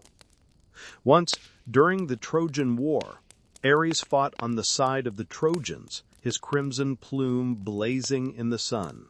But Athena, ever the strategist, met him on the field. She did not match him in strength, she outthought him. As he charged, she guided Diomedes' spear, striking Ares through the side. The god bellowed like thunder and fled to Olympus, his wound bleeding, ichor, golden and radiant. He complained bitterly to Zeus, who merely frowned and said, "You are my son, yet you bring nothing but turmoil. You should not blame the other gods when you rush to fight without wisdom." It stung more than the wound. For all his might, Ares longed for his father's respect, for a place not merely feared, but honored. And though he was the god of battle, he also knew pain, the ache of being misunderstood, the loneliness of being the necessary evil. Mortals prayed to him before war, but afterward they cursed his name. When they triumphed, they thanked Athena. When they lost, they blamed Ares. He bore them both in silence, watching the endless cycle repeat. In truth, Ares was not cruelty itself. He was its consequence. He was the fire that burns after arrogance, the storm that follows pride. When mortals marched to conquer, he merely reflected their own hearts back to them. And when they stood trembling before the ruin they'd made, Ares remained, unsmiling. "You wanted this," his gaze seemed to say. "You called for me." Still, he found strange tenderness in the loyalty of soldiers. He respected courage, the kind that stands not from anger, but from duty. Those who fought to defend their home, their kin, they had his quiet favor. He would lend them strength, the fierce heartbeat that drowns fear. For though he loved battle, he despised cowardice even more. Sometimes mortals glimpsed him not in the chaos of war, but in its aftermath. In the hush over the battlefield, where only the wind moves, they said Ares could be felt, the weight in the air, the invisible gaze that asks whether it was worth it. Few gods were as misunderstood as he. To poets he was bloodlust, to philosophers necessary force. To the Greeks themselves he was both, the wild instinct and the sobering cost. His temples were rare but fierce, adorned not with garlands but with shields and broken spears. Warriors did not pray for peace there, they prayed for survival, for courage, and for mercy when their rage was spent. In one forgotten myth, Ares was captured by two giants, Otus and Ephialtes, who bound him in chains within a bronze jar for 13 months. The world above grew strangely still. Battles dwindled, tempers cooled. But the silence was not peace. It was stagnation. Without struggle, humanity lost its spark. Only when Hermes freed Ares did motion return to the mortal world. From that day, the gods knew, even chaos has its place. Ares' story is not one of redemption or downfall. It is one of balance. He is the side of us that charges into the unknown, that risks, that defends what we love even when the cost is high. When thunder rolls over mountains and swords clash in the dark, it is said Ares rides again, not to revel, but to remind. War is never glorious. yet it is woven into the fabric of mortal striving. Every age believes it has outgrown him, and every age calls him back. And so he endures, proud, scarred, and strangely solemn. For though Ares is the god of war, he knows its greatest secret, that every victory carries a wound, and every battle ends in silence. Dawn broke softly over Olympus, painting the clouds in threads of rose and gold, the hour when Apollo, god of light, took to the sky. Where Ares thundered and Athena reasoned, Apollo illuminated. His very presence was harmony, sunlight given thought, music given form. Born of Zeus and Leto, he and his twin sister Artemis came into the world beneath the shade of the sacred palm on the island of Delos. Hera, jealous and vengeful, had forbidden Leto to give birth anywhere the sun shone, but the wandering island, floating upon the sea, offered refuge. When Apollo's cry first echoed over its shores, the island stilled, as though all creation paused to listen. Even the waves held their breath. From the moment he opened his eyes, the world was brighter. The light that shone from Apollo was not just of the sun, but of the mind, clarity, insight, understanding. He was a god of many faces, of music, prophecy, medicine, and truth. But these were all facets of one great thing: illumination. His chariot, drawn by white horses, carried the sun across the sky each day.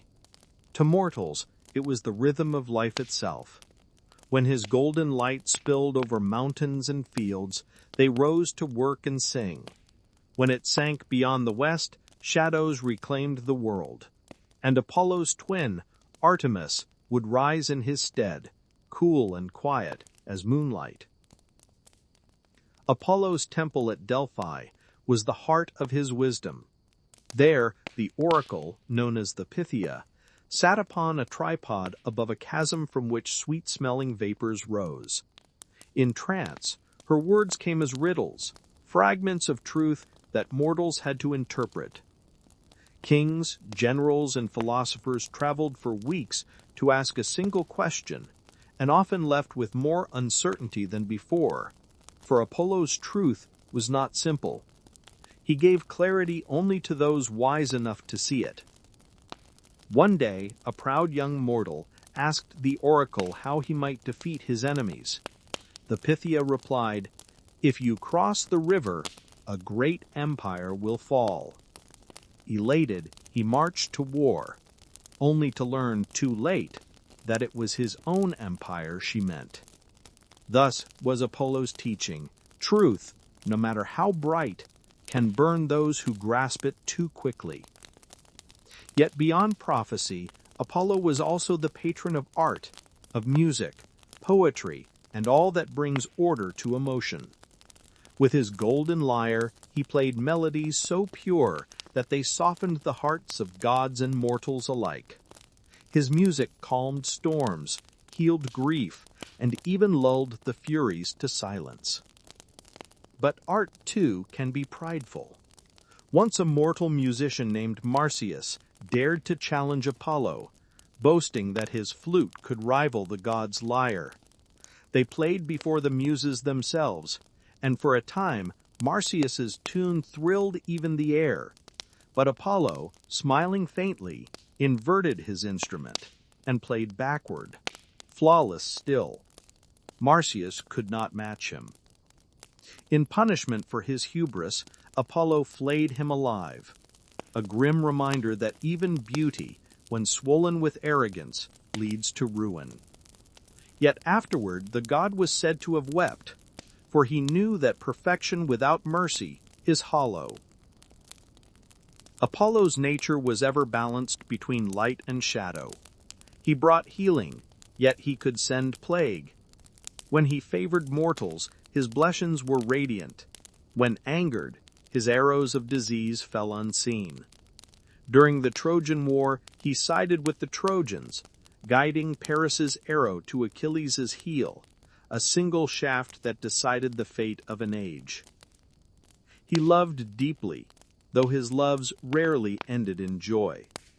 The nymph Daphne, pursued by his passion, begged her father, a river god, for escape.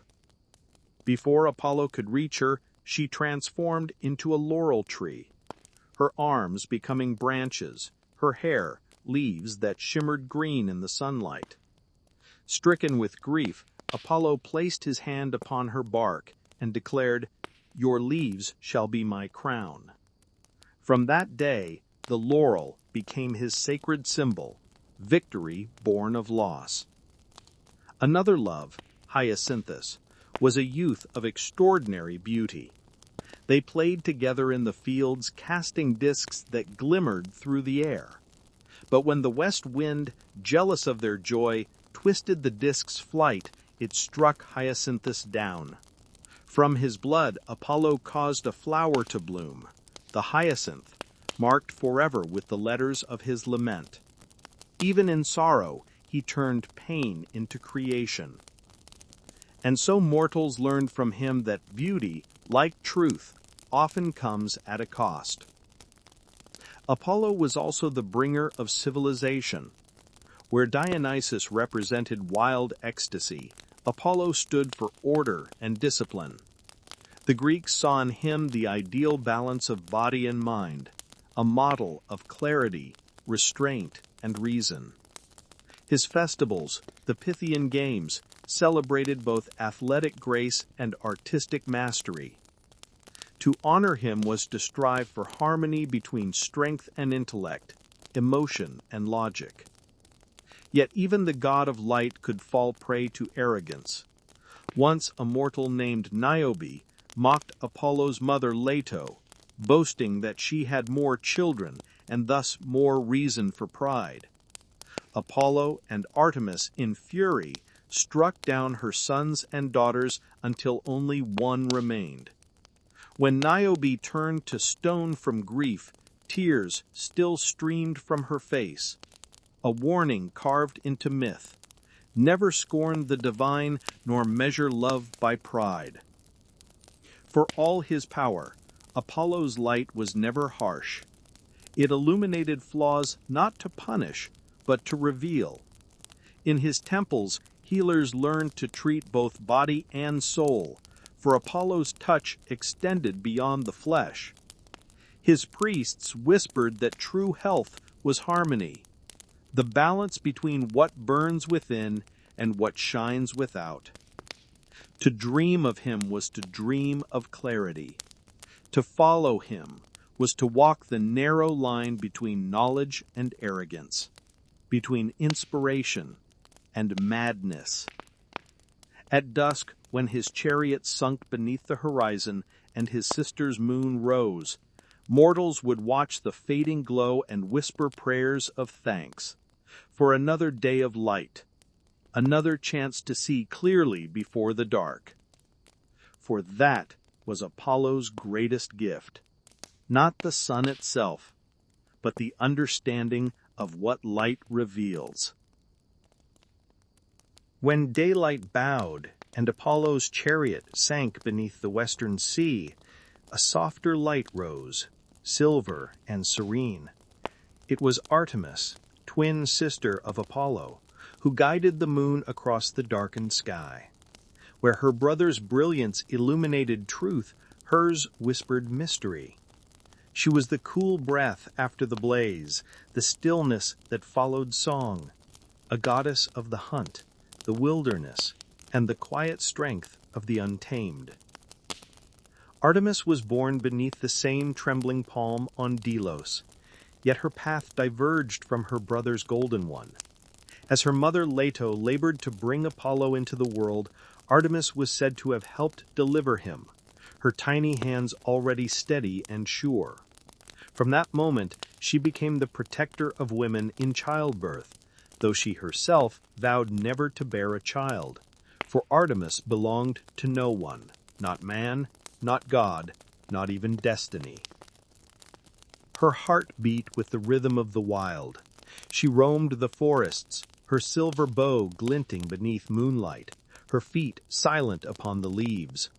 Around her ran a company of nymphs, maidens as free and untamed as she, who swore eternal chastity to follow her path.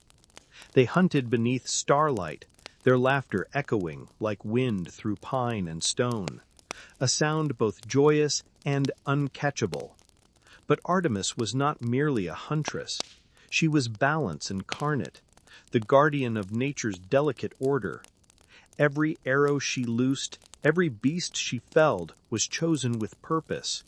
She took life only to preserve it, teaching mortals that the wild gives and takes in equal measure. To hunt, she whispered to those who prayed to her, is to understand reverence, not dominion. Mortals both feared and adored her. To the shepherd, she was a glimmering protector of flocks. To the hunter, a stern teacher whose favor meant survival. But to those who disrespected her woods, who slew without thought or trespassed upon her sacred places, she was swift and merciless. One mortal, Actaeon, learned this too late. Wandering through the forest one day, he stumbled upon Artemis bathing in a hidden pool, her skin pale as moonlight, her eyes wide with shock and fury. Before he could turn away, she raised her hand, and his body began to twist, bones reshaping, limbs trembling. His voice became a bellow. When he tried to cry out, only a stag's call escaped his throat. Moments later, his own hunting dogs, not recognizing his master, tore him apart. The forest fell silent. Artemis watched with no joy, only a cold certainty. In her world, innocence and respect were sacred, and those who shattered them paid the price. Her wrath was legendary, but so was her mercy. When the giant Orion hunted beside her, they became inseparable, equals in skill and spirit. Some said she loved him, others that they were kindred souls who needed no words. Yet their bond drew envy. Apollo, fearing she would forsake her vows, tricked her. He pointed to a distant figure swimming far out at sea and challenged her to hit it with an arrow, boasting that her aim was failing. Smiling, Artemis drew her bow and loosed a shaft of silver light, striking true. When the waves washed the body ashore, she saw Orion's face. Her grief shook heaven and earth. Even the moon dimmed. In sorrow, she placed him among the stars, so that he might hunt forever across the night sky. And to this day, the constellation Orion rises just before her, as if still chasing her light. Artemis's compassion extended beyond her circle of maidens. She was the protector of the young, both human and animal. Mothers prayed to her for safe birth. Children left small offerings of fruit or flowers by forest springs. To them she was not a distant deity, but a presence felt in rustling leaves and flickering moonbeams. When wolves howled at night, it was said they sang to her, not in fear, but in reverence. She also held sway over disease and healing, like her twin, yet in a different way. Apollo's cures came from knowledge and light. Artemis's came from the quiet rhythms of nature, rest, renewal, and the secret wisdom of the earth. Her temples often stood near groves and springs, where herbs grew thick and moonlight lingered. There her priestesses tended the sick with gentle hands and whispered prayers, believing the goddess herself walked unseen among them. Artemis's independence made her a symbol of freedom, especially for women who sought to stand apart from the expectations of gods and men. She was fierce, yet never cruel without cause, distant, yet never cold. Her strength lay not in conquest, but in self-possession. She taught that power need not dominate to be divine. Still, even the most steadfast can falter. Once, when the hunter Adonis boasted of his skill and drew the attention of Aphrodite, Artemis grew jealous, not out of desire, but rivalry. When a wild boar slew Adonis, whispers said it was Artemis's doing, a reminder that pride and beauty both have their cost. The gods, like mortals, were mirrors of each other, light and shadow intertwined. In her quiet way, Artemis represented a truth deeper than law or hierarchy, that the world thrives only through balance. The hunt and the hunted, life and death, wildness and restraint, all are bound in her eternal dance. When her bowstring thrummed and her arrow flew, it was not merely a shot across the night, it was a promise that no life, no freedom, no innocence would be taken without the goddess watching. And when mortals looked up at the moon, that pale, eternal flame, they did not see only a distant orb, but the face of the Huntress, serene and unyielding. Her light was gentler than her brother's, yet no less powerful.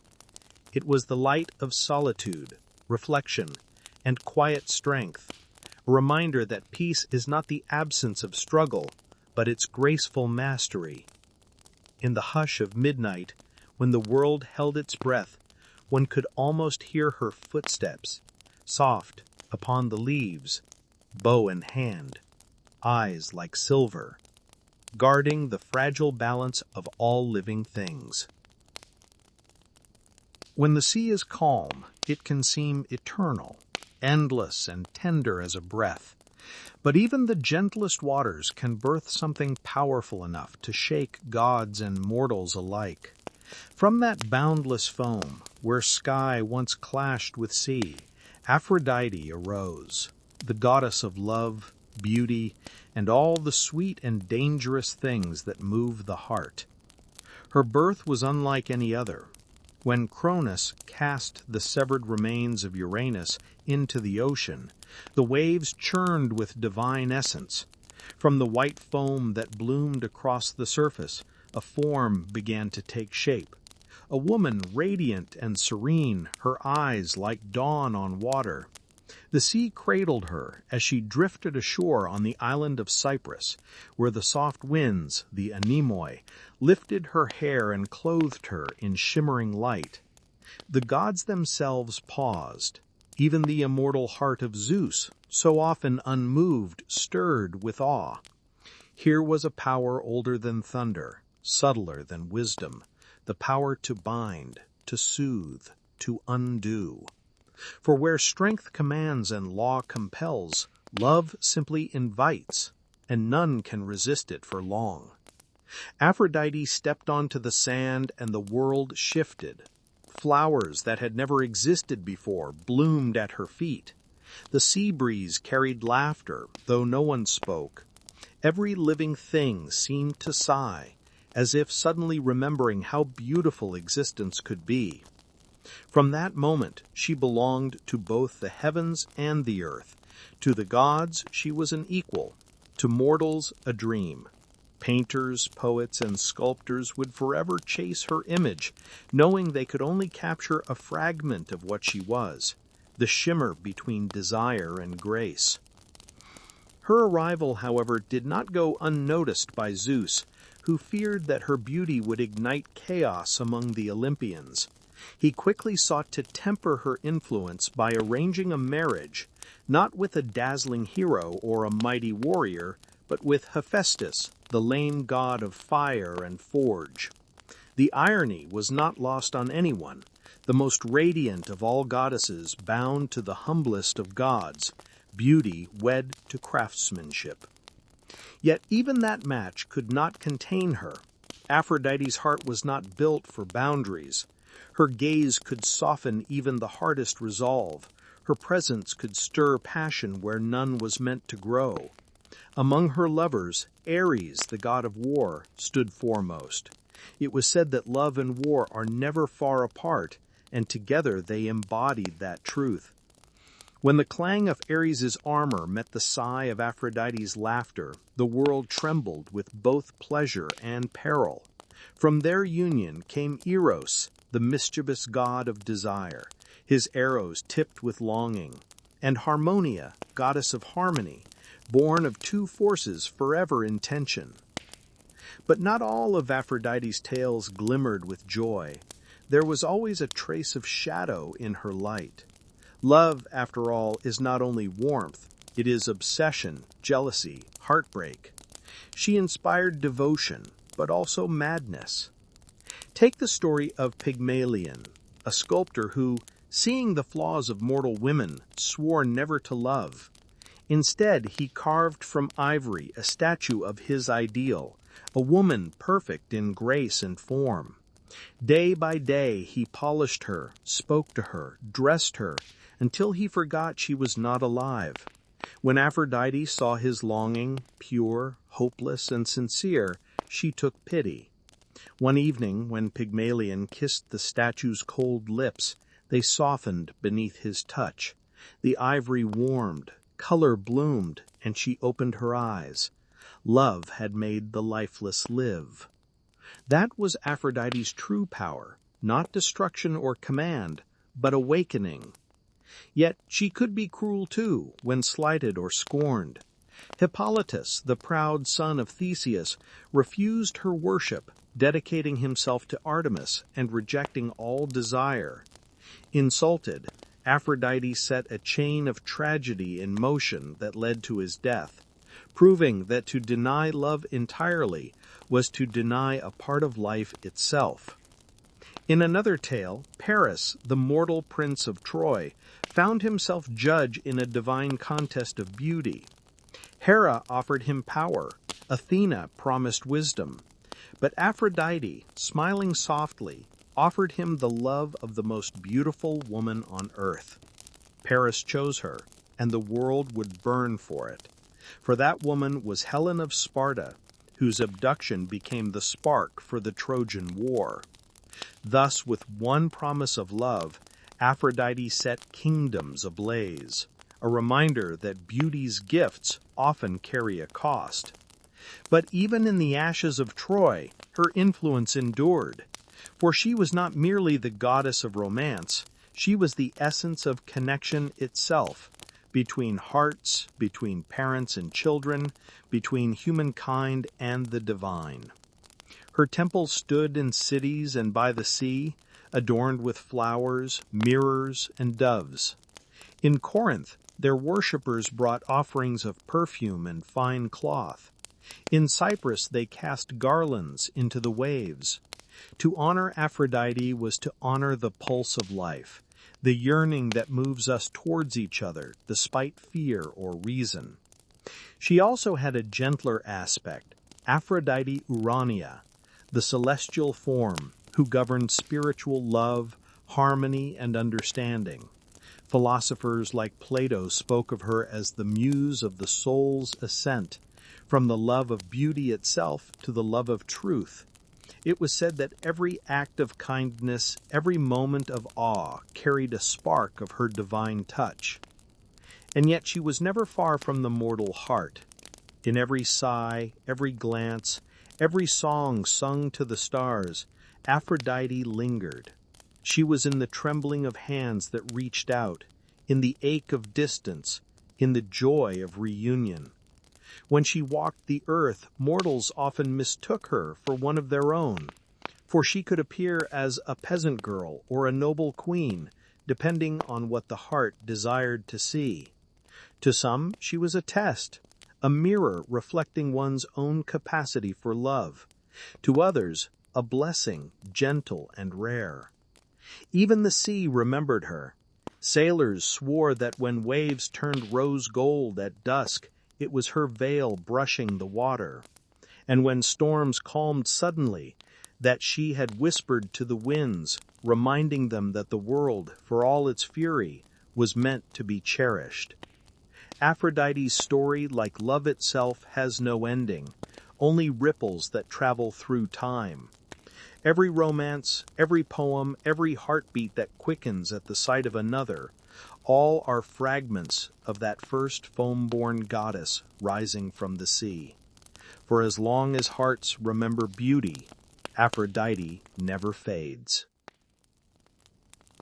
If the Olympians were a grand family of contrasts, storm and sea, wisdom and war, light and shadow, then Hermes was the thread that tied their worlds together.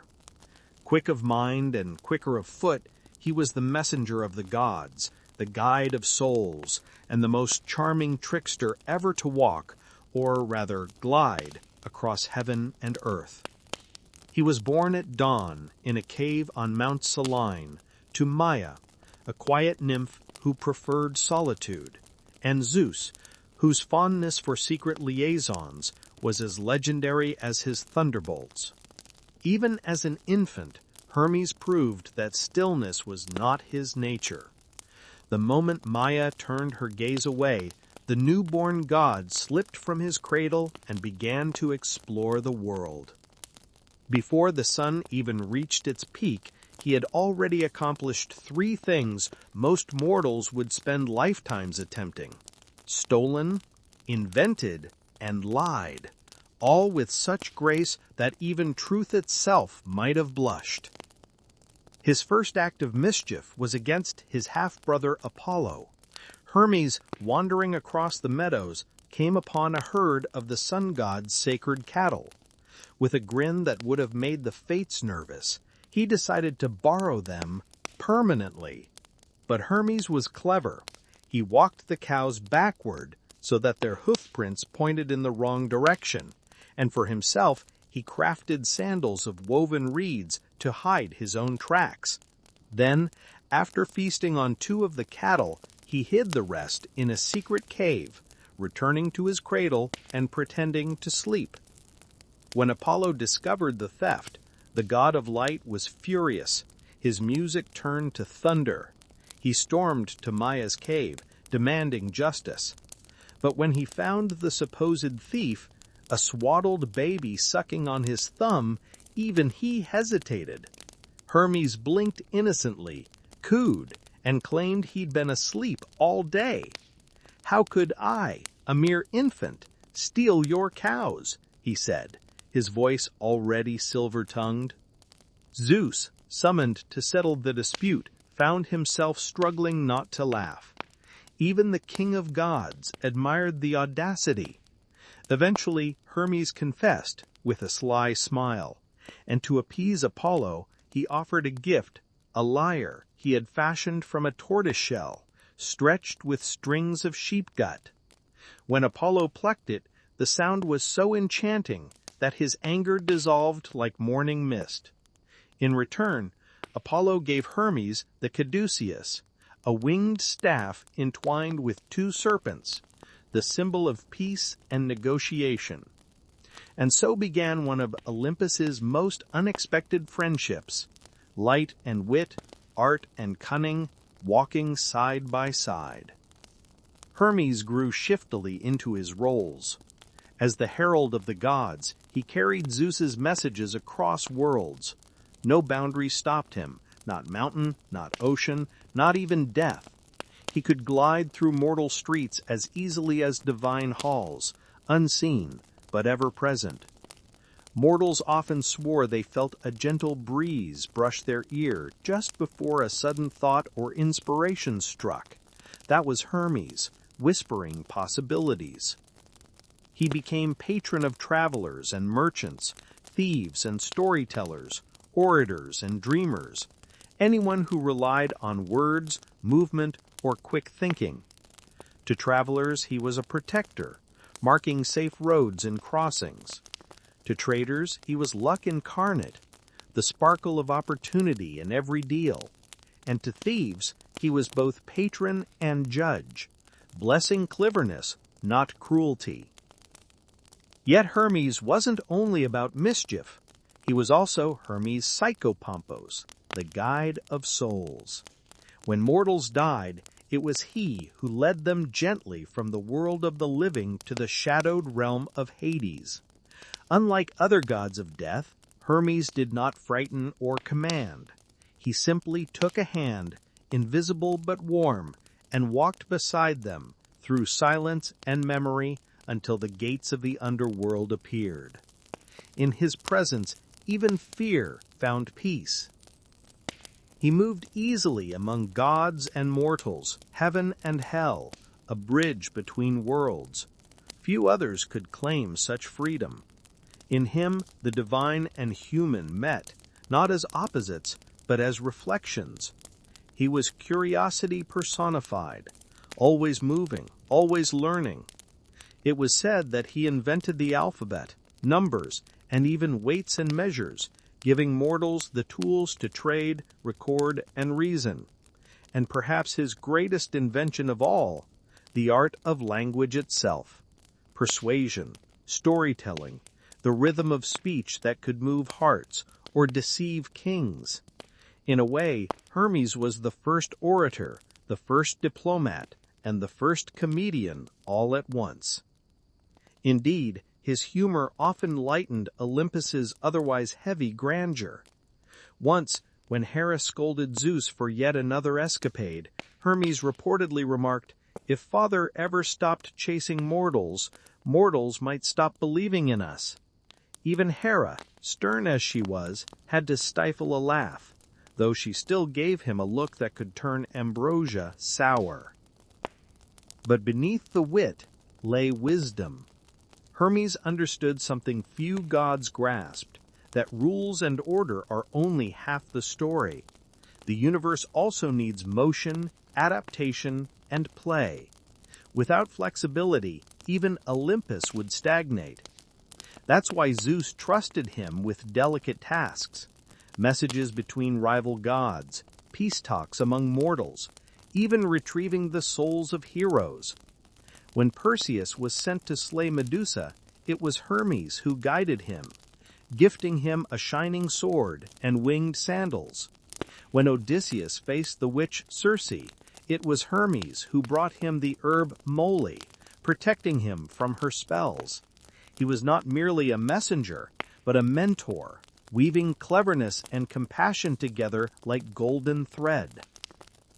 Hermes' shrines dotted crossroads across Greece, simple piles of stone called Hermes, carved with his face and marking safe passage.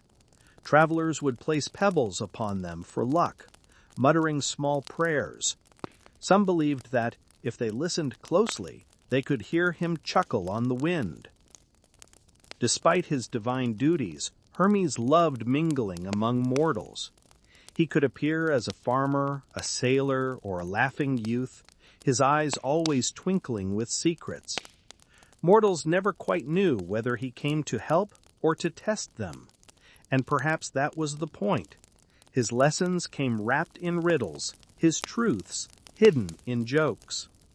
For Hermes, the world was a grand game of movement and meaning, and he delighted in teaching others to play.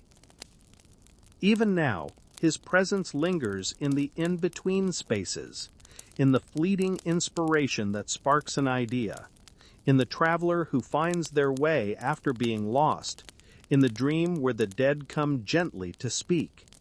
He is the heartbeat of motion, the wink of the cosmos, reminding us not to take it all too seriously.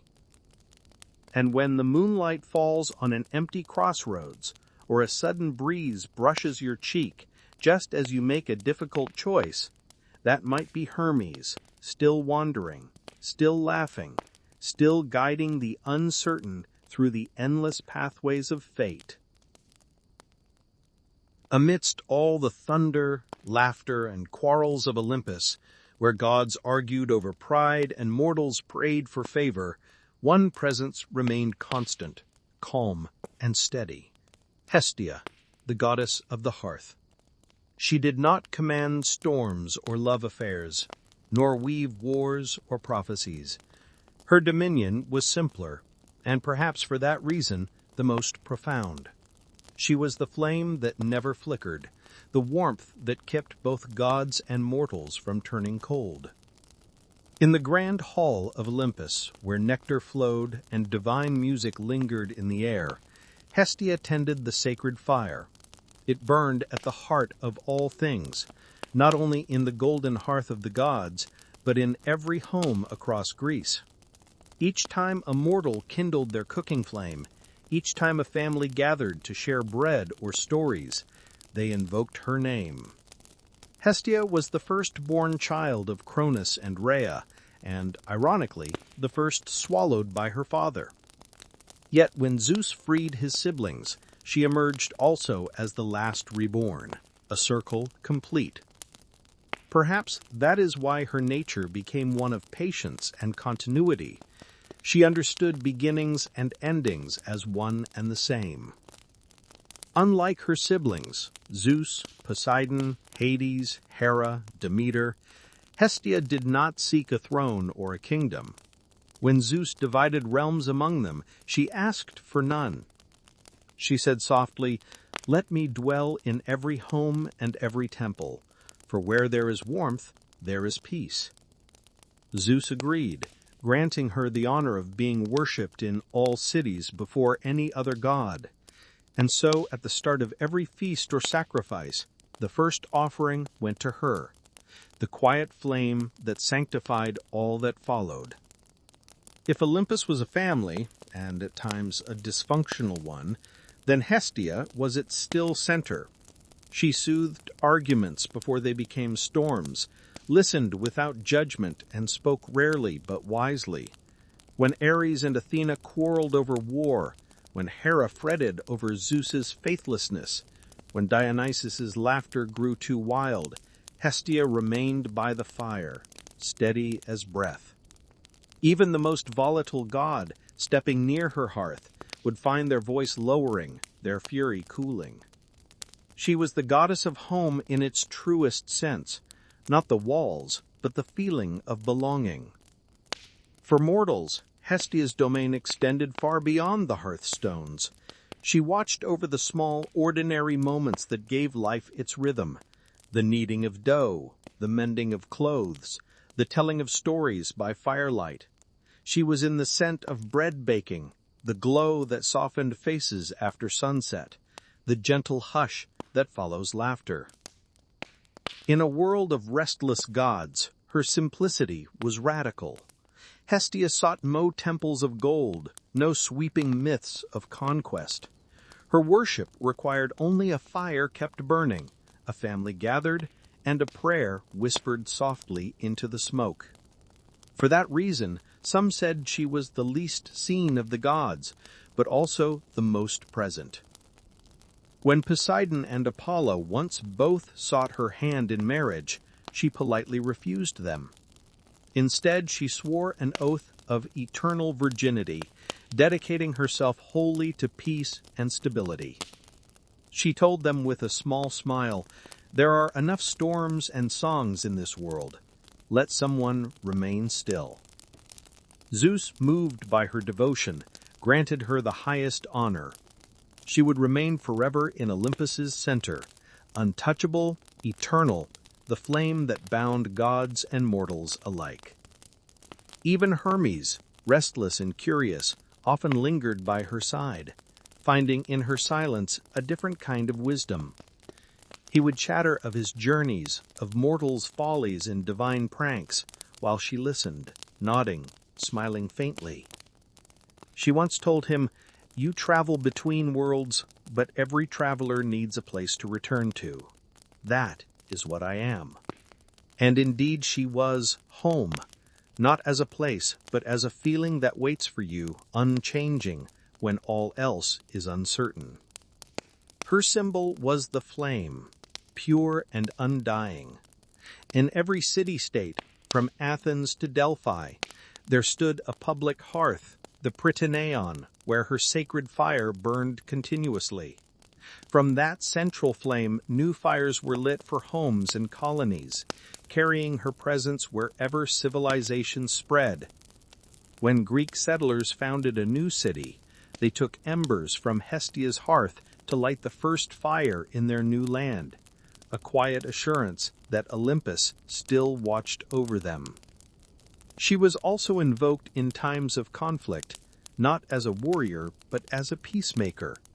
When ambassadors met, offerings were made to Hestia to ensure diplomacy over violence.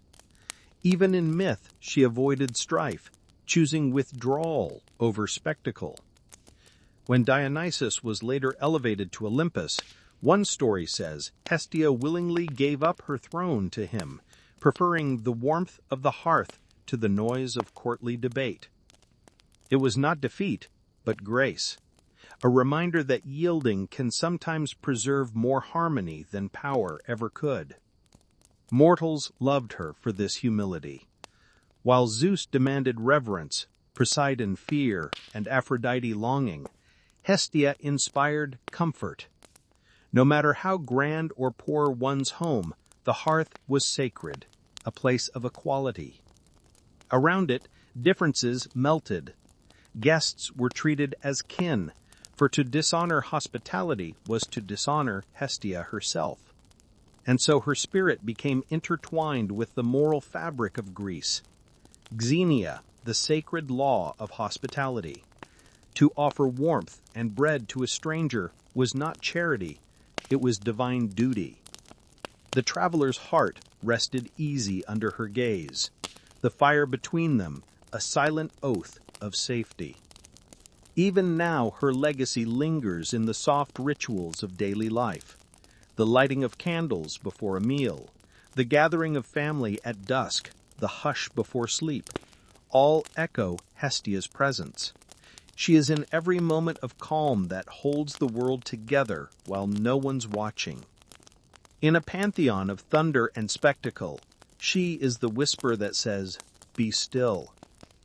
In her steadiness lies eternity, not in grand gestures, but in the simple act of keeping the fire lit.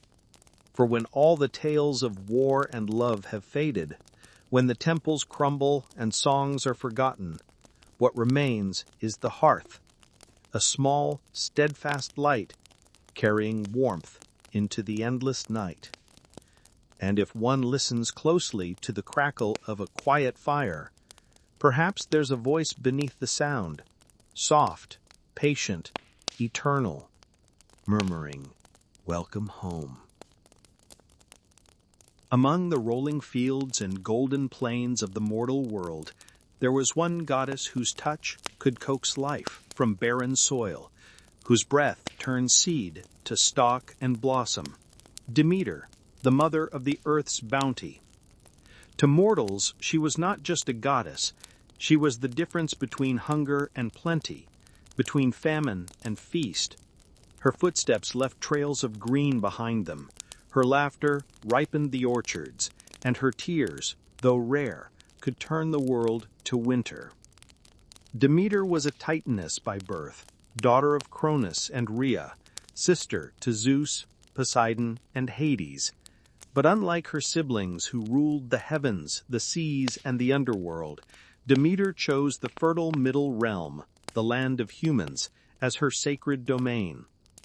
It was here she felt closest to purpose, tending not to fire or war or prophecy, but to the quiet rhythm of life itself. Each year, mortals looked to her with gratitude and fear alike, for she was generous yet deeply emotional. When pleased, she made the world bloom. When wronged, her sorrow could make the skies close and the soil harden. Few understood that behind her kindness lay immense power, the kind that sustains all life. Her temples were not only of marble and gold, but of earth itself. Farmers would build small altars by their fields, shaping loaves of bread into offerings. Women whispered her name while grinding grain, and mothers prayed to her for healthy children.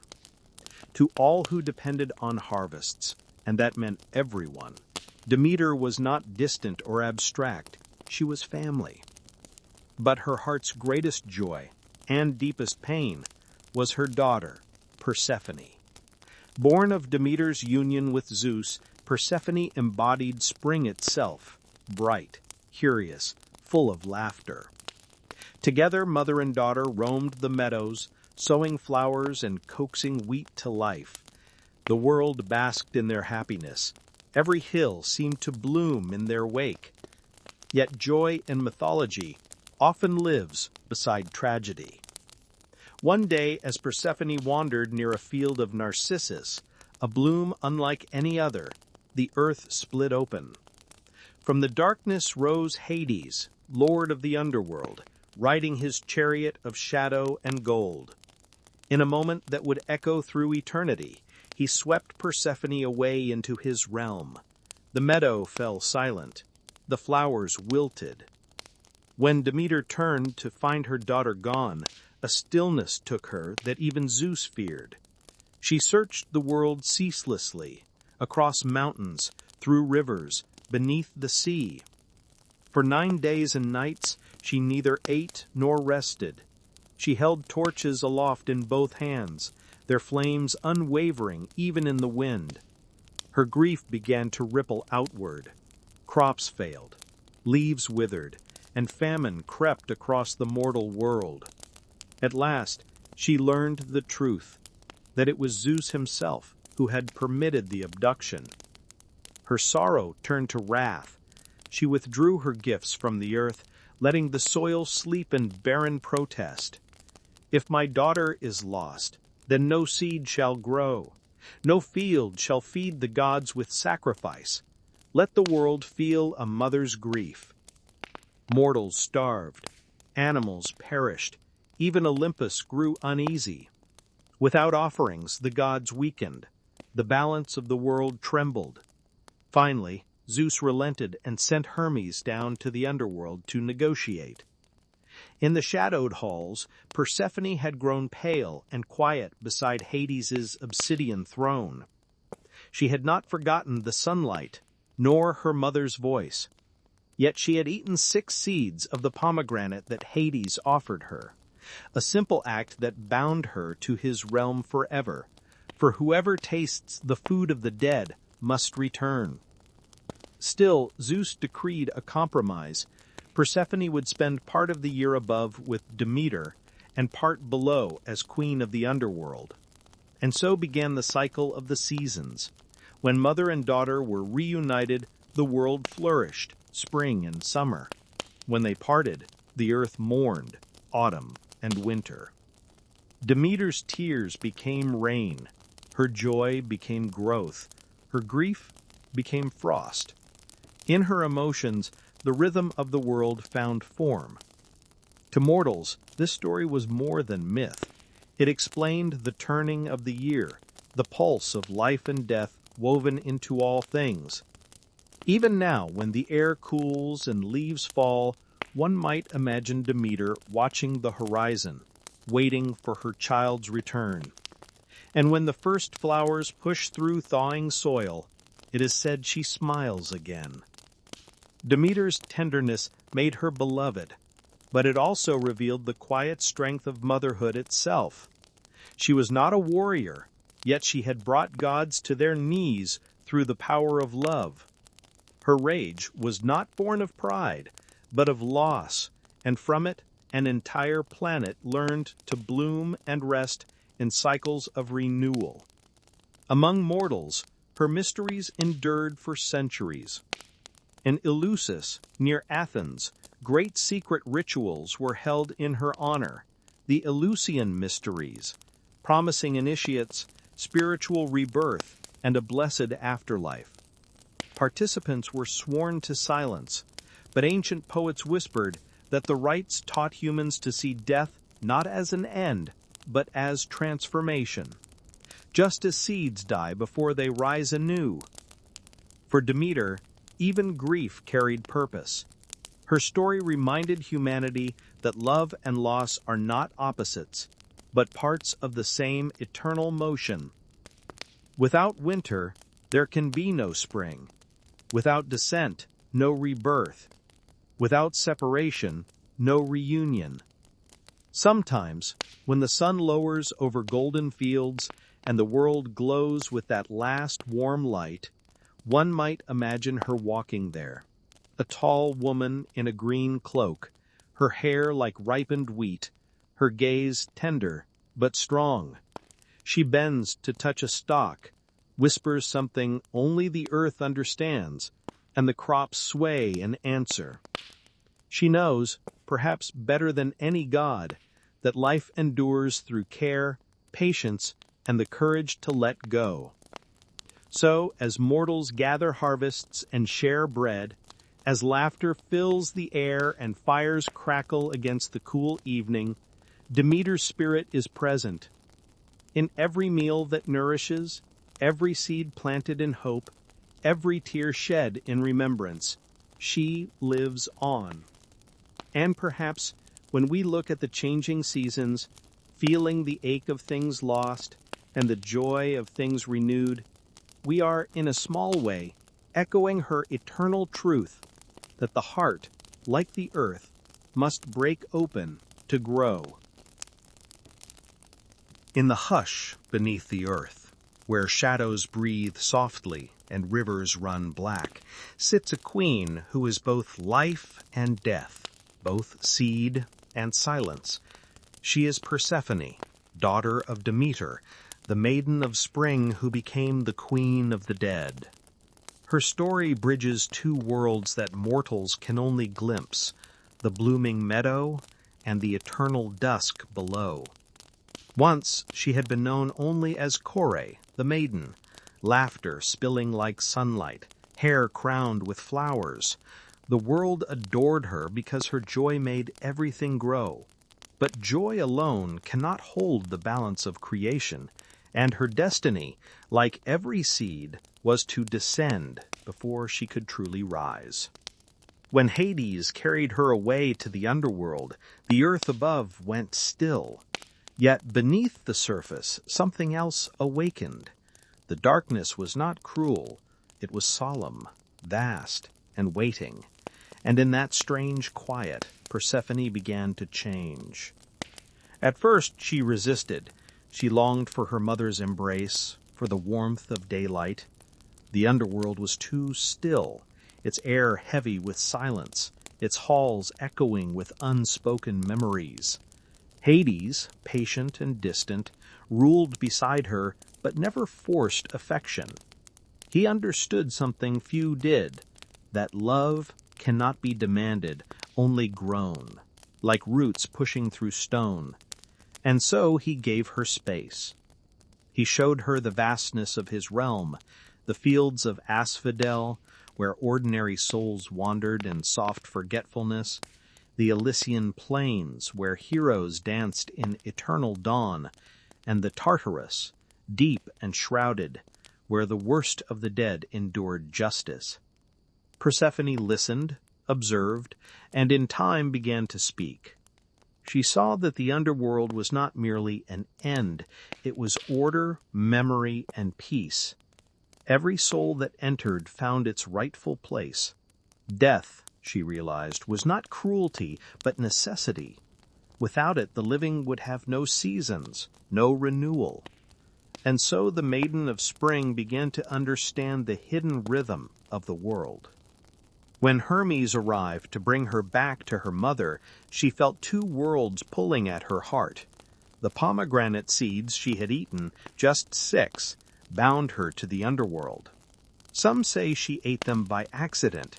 Others whisper that she chose to, knowingly, so she might return to the place where she had found new understanding. Whatever the truth, her fate was sealed. Half the year above, half below. And so she became a bridge, the pulse that ties birth to decay, light to darkness, joy to sorrow. Each spring she rises from the earth, and the world bursts into bloom. Each autumn she descends, and the fields grow quiet. Her coming and going mark the eternal heartbeat of existence. Persephone did not remain a frightened maiden. Over time she grew into her power, not the gentle bloom of Kore, but the steady grace of a queen. The dead came to her for judgment, and she listened with the same calm patience her mother once gave to crops. She walked the shadowed halls with quiet dignity, and even Hades, stern and unbending, treated her as equal. Together they ruled not in tyranny, but in balance. He ensured order, she brought compassion. Souls who suffered unjustly found mercy in her gaze. When Orpheus descended seeking his lost love Eurydice, it was Persephone's heart, not Hades' command, that allowed him passage. And when Psyche arrived in her search for love, Persephone granted her the beauty of death itself, a truth wrapped in paradox. Among mortals, she became the symbol of transformation. Farmers knew her story in every seed they buried, the tiny death before life returns. Women saw in her both the innocence of youth and the strength of sovereignty. To mourn her descent was to honor grief. To celebrate her return was to honor hope. Her duality fascinated poets and philosophers alike.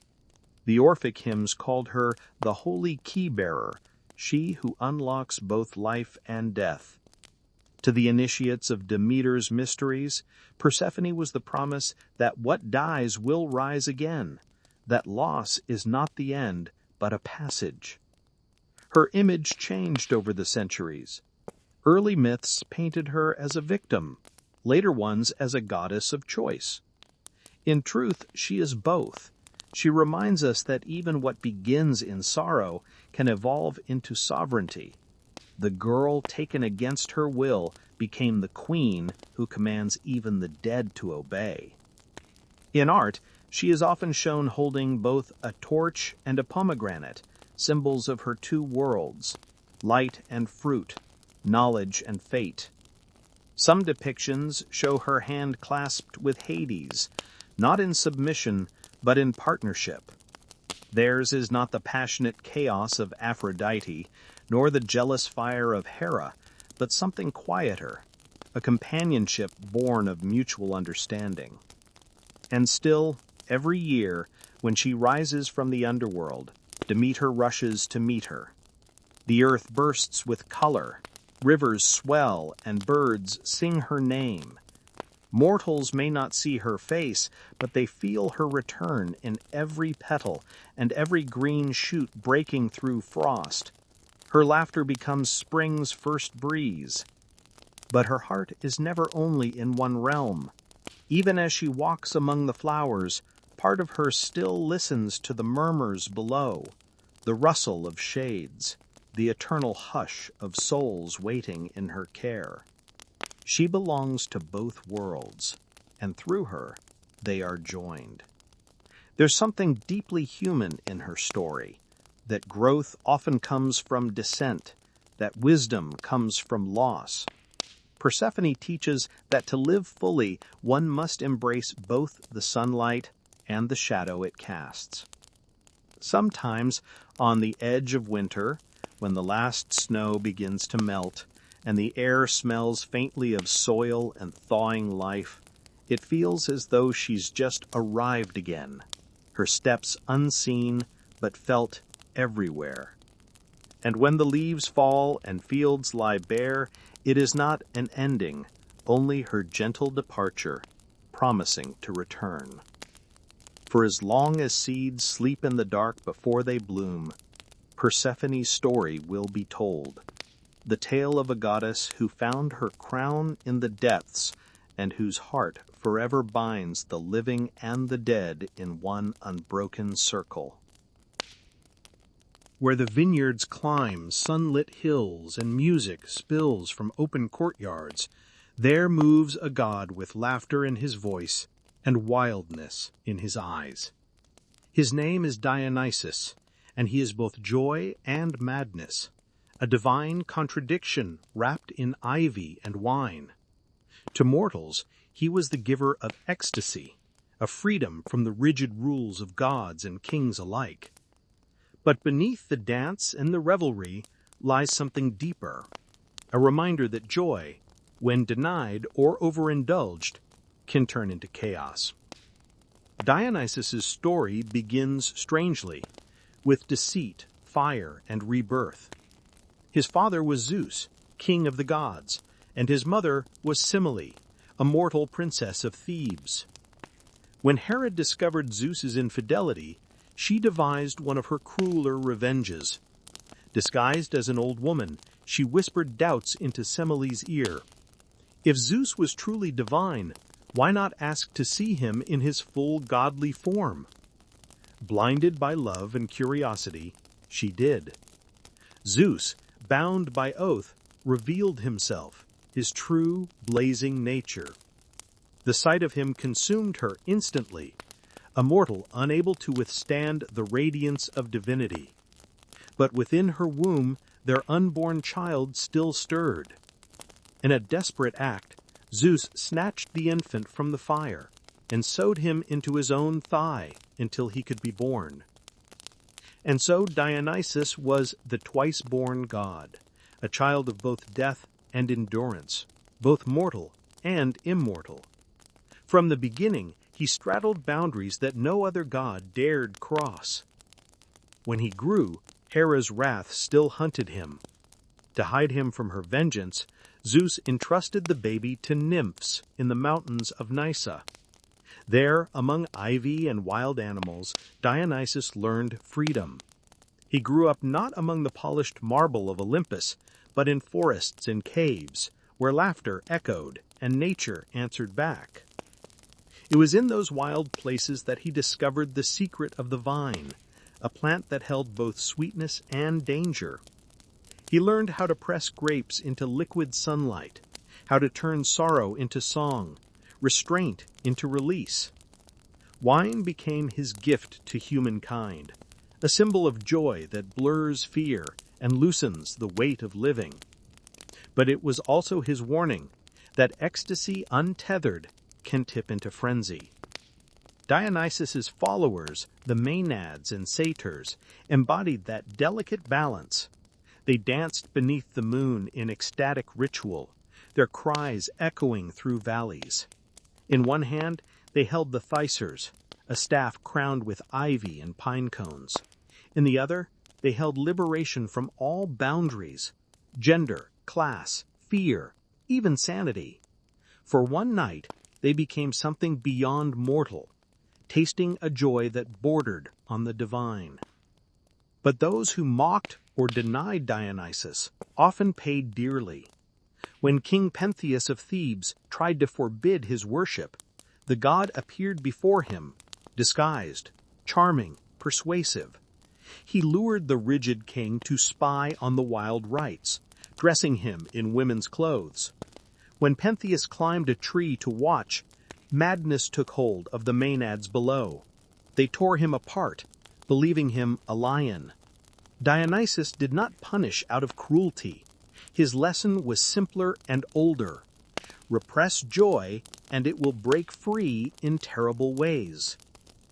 He was both giver and destroyer, a reflection of nature's untamed pulse. Through wine, music, and passion, he revealed the beauty of surrender and the peril of losing oneself entirely. Despite his wildness, Dionysus was not merely a god of drunken revelry.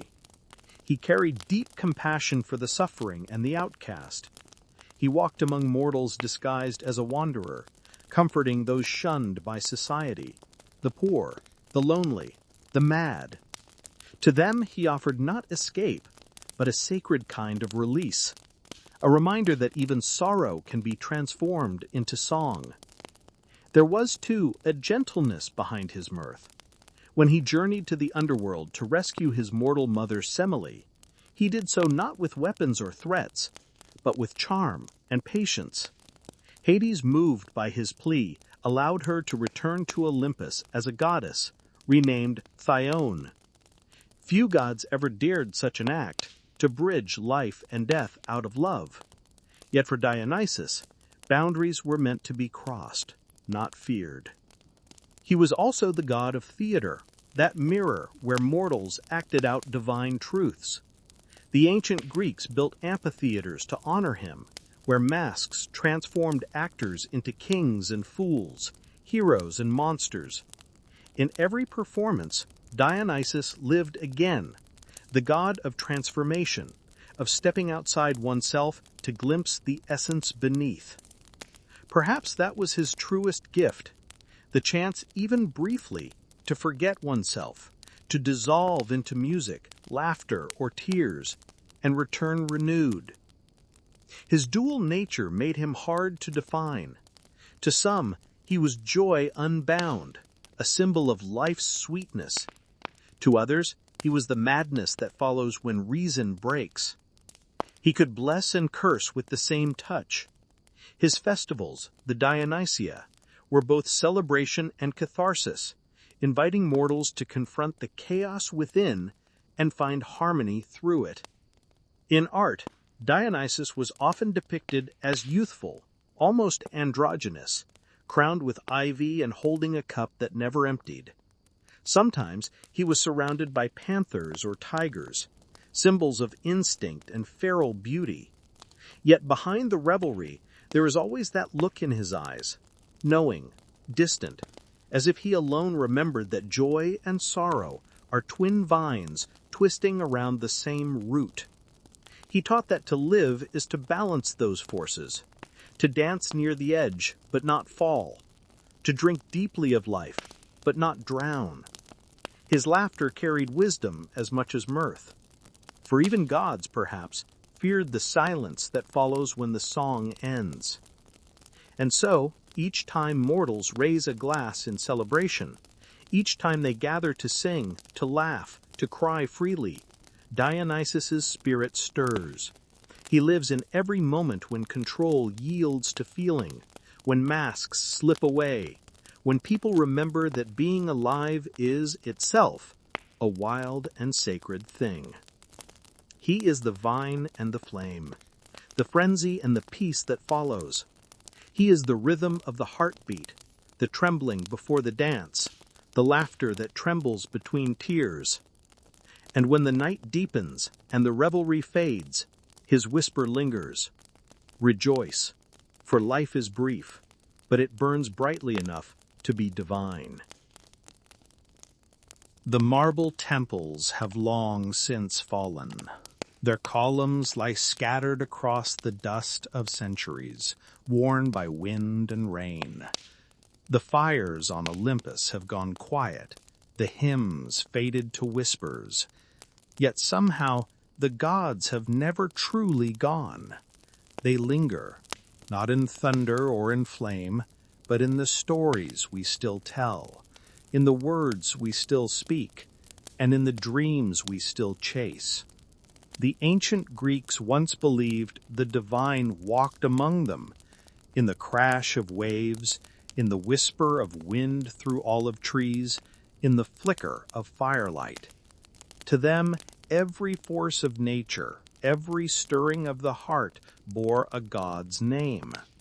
When they spoke of Zeus's thunder or Poseidon's tides or Demeter's harvest, they were naming pieces of their own world.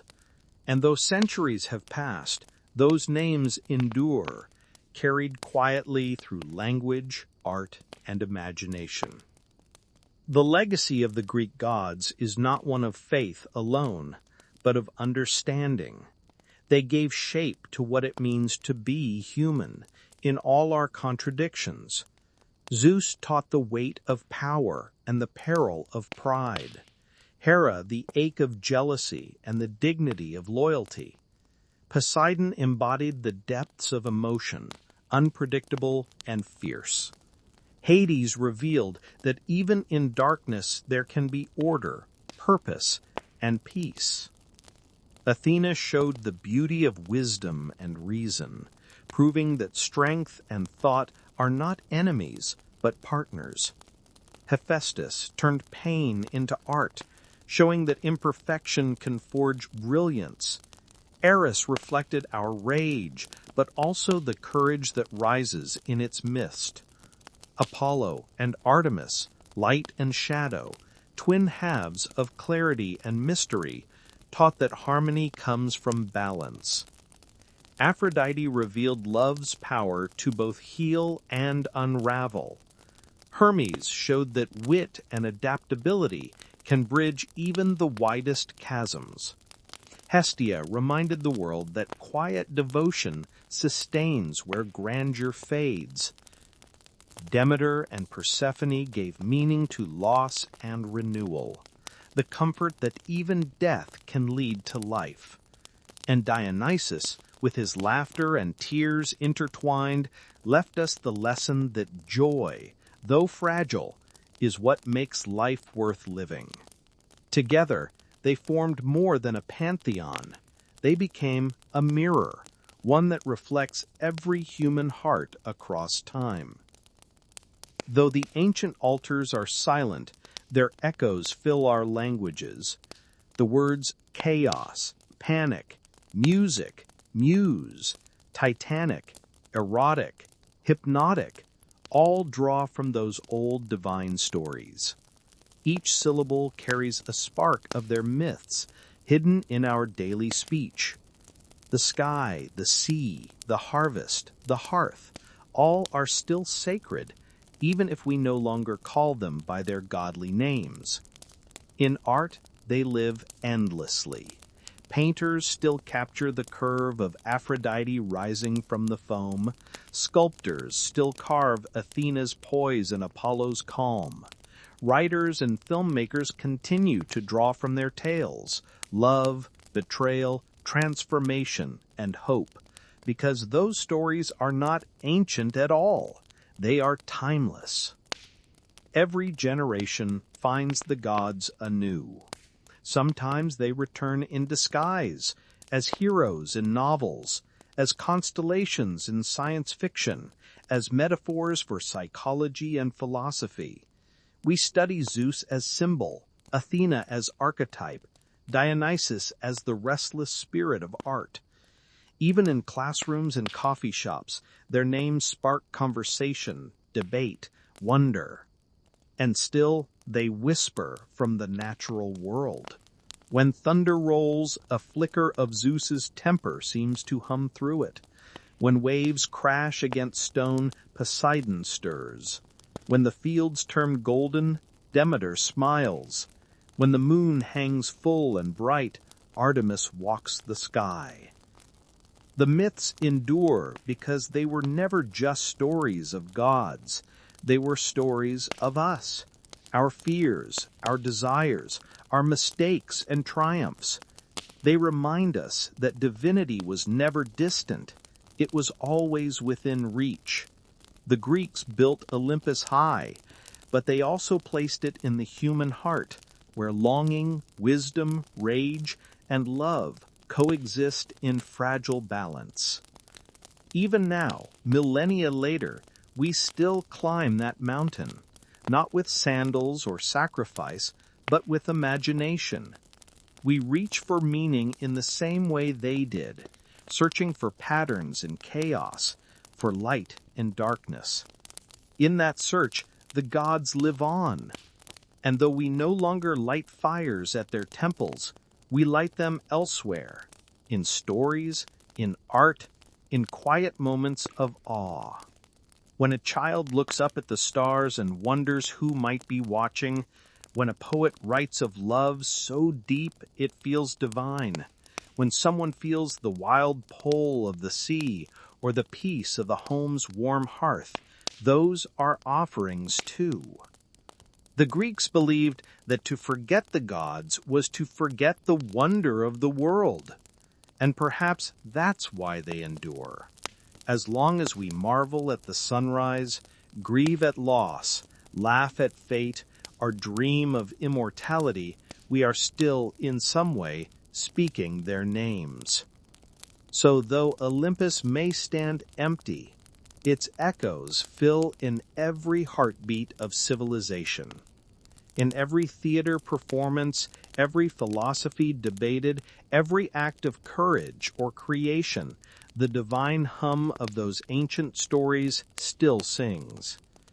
Maybe in the hush between thoughts, one can almost hear it, the faint laughter of Dionysus, the measured voice of Athena, the steady crackle of Hestia's hearth.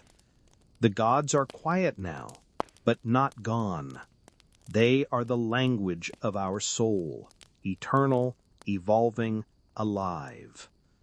And when night falls and the stars shimmer above, it is easy to imagine that Olympus still watches, not from marble halls, but from the endless sky, each constellation a memory, each myth a flicker of immortality.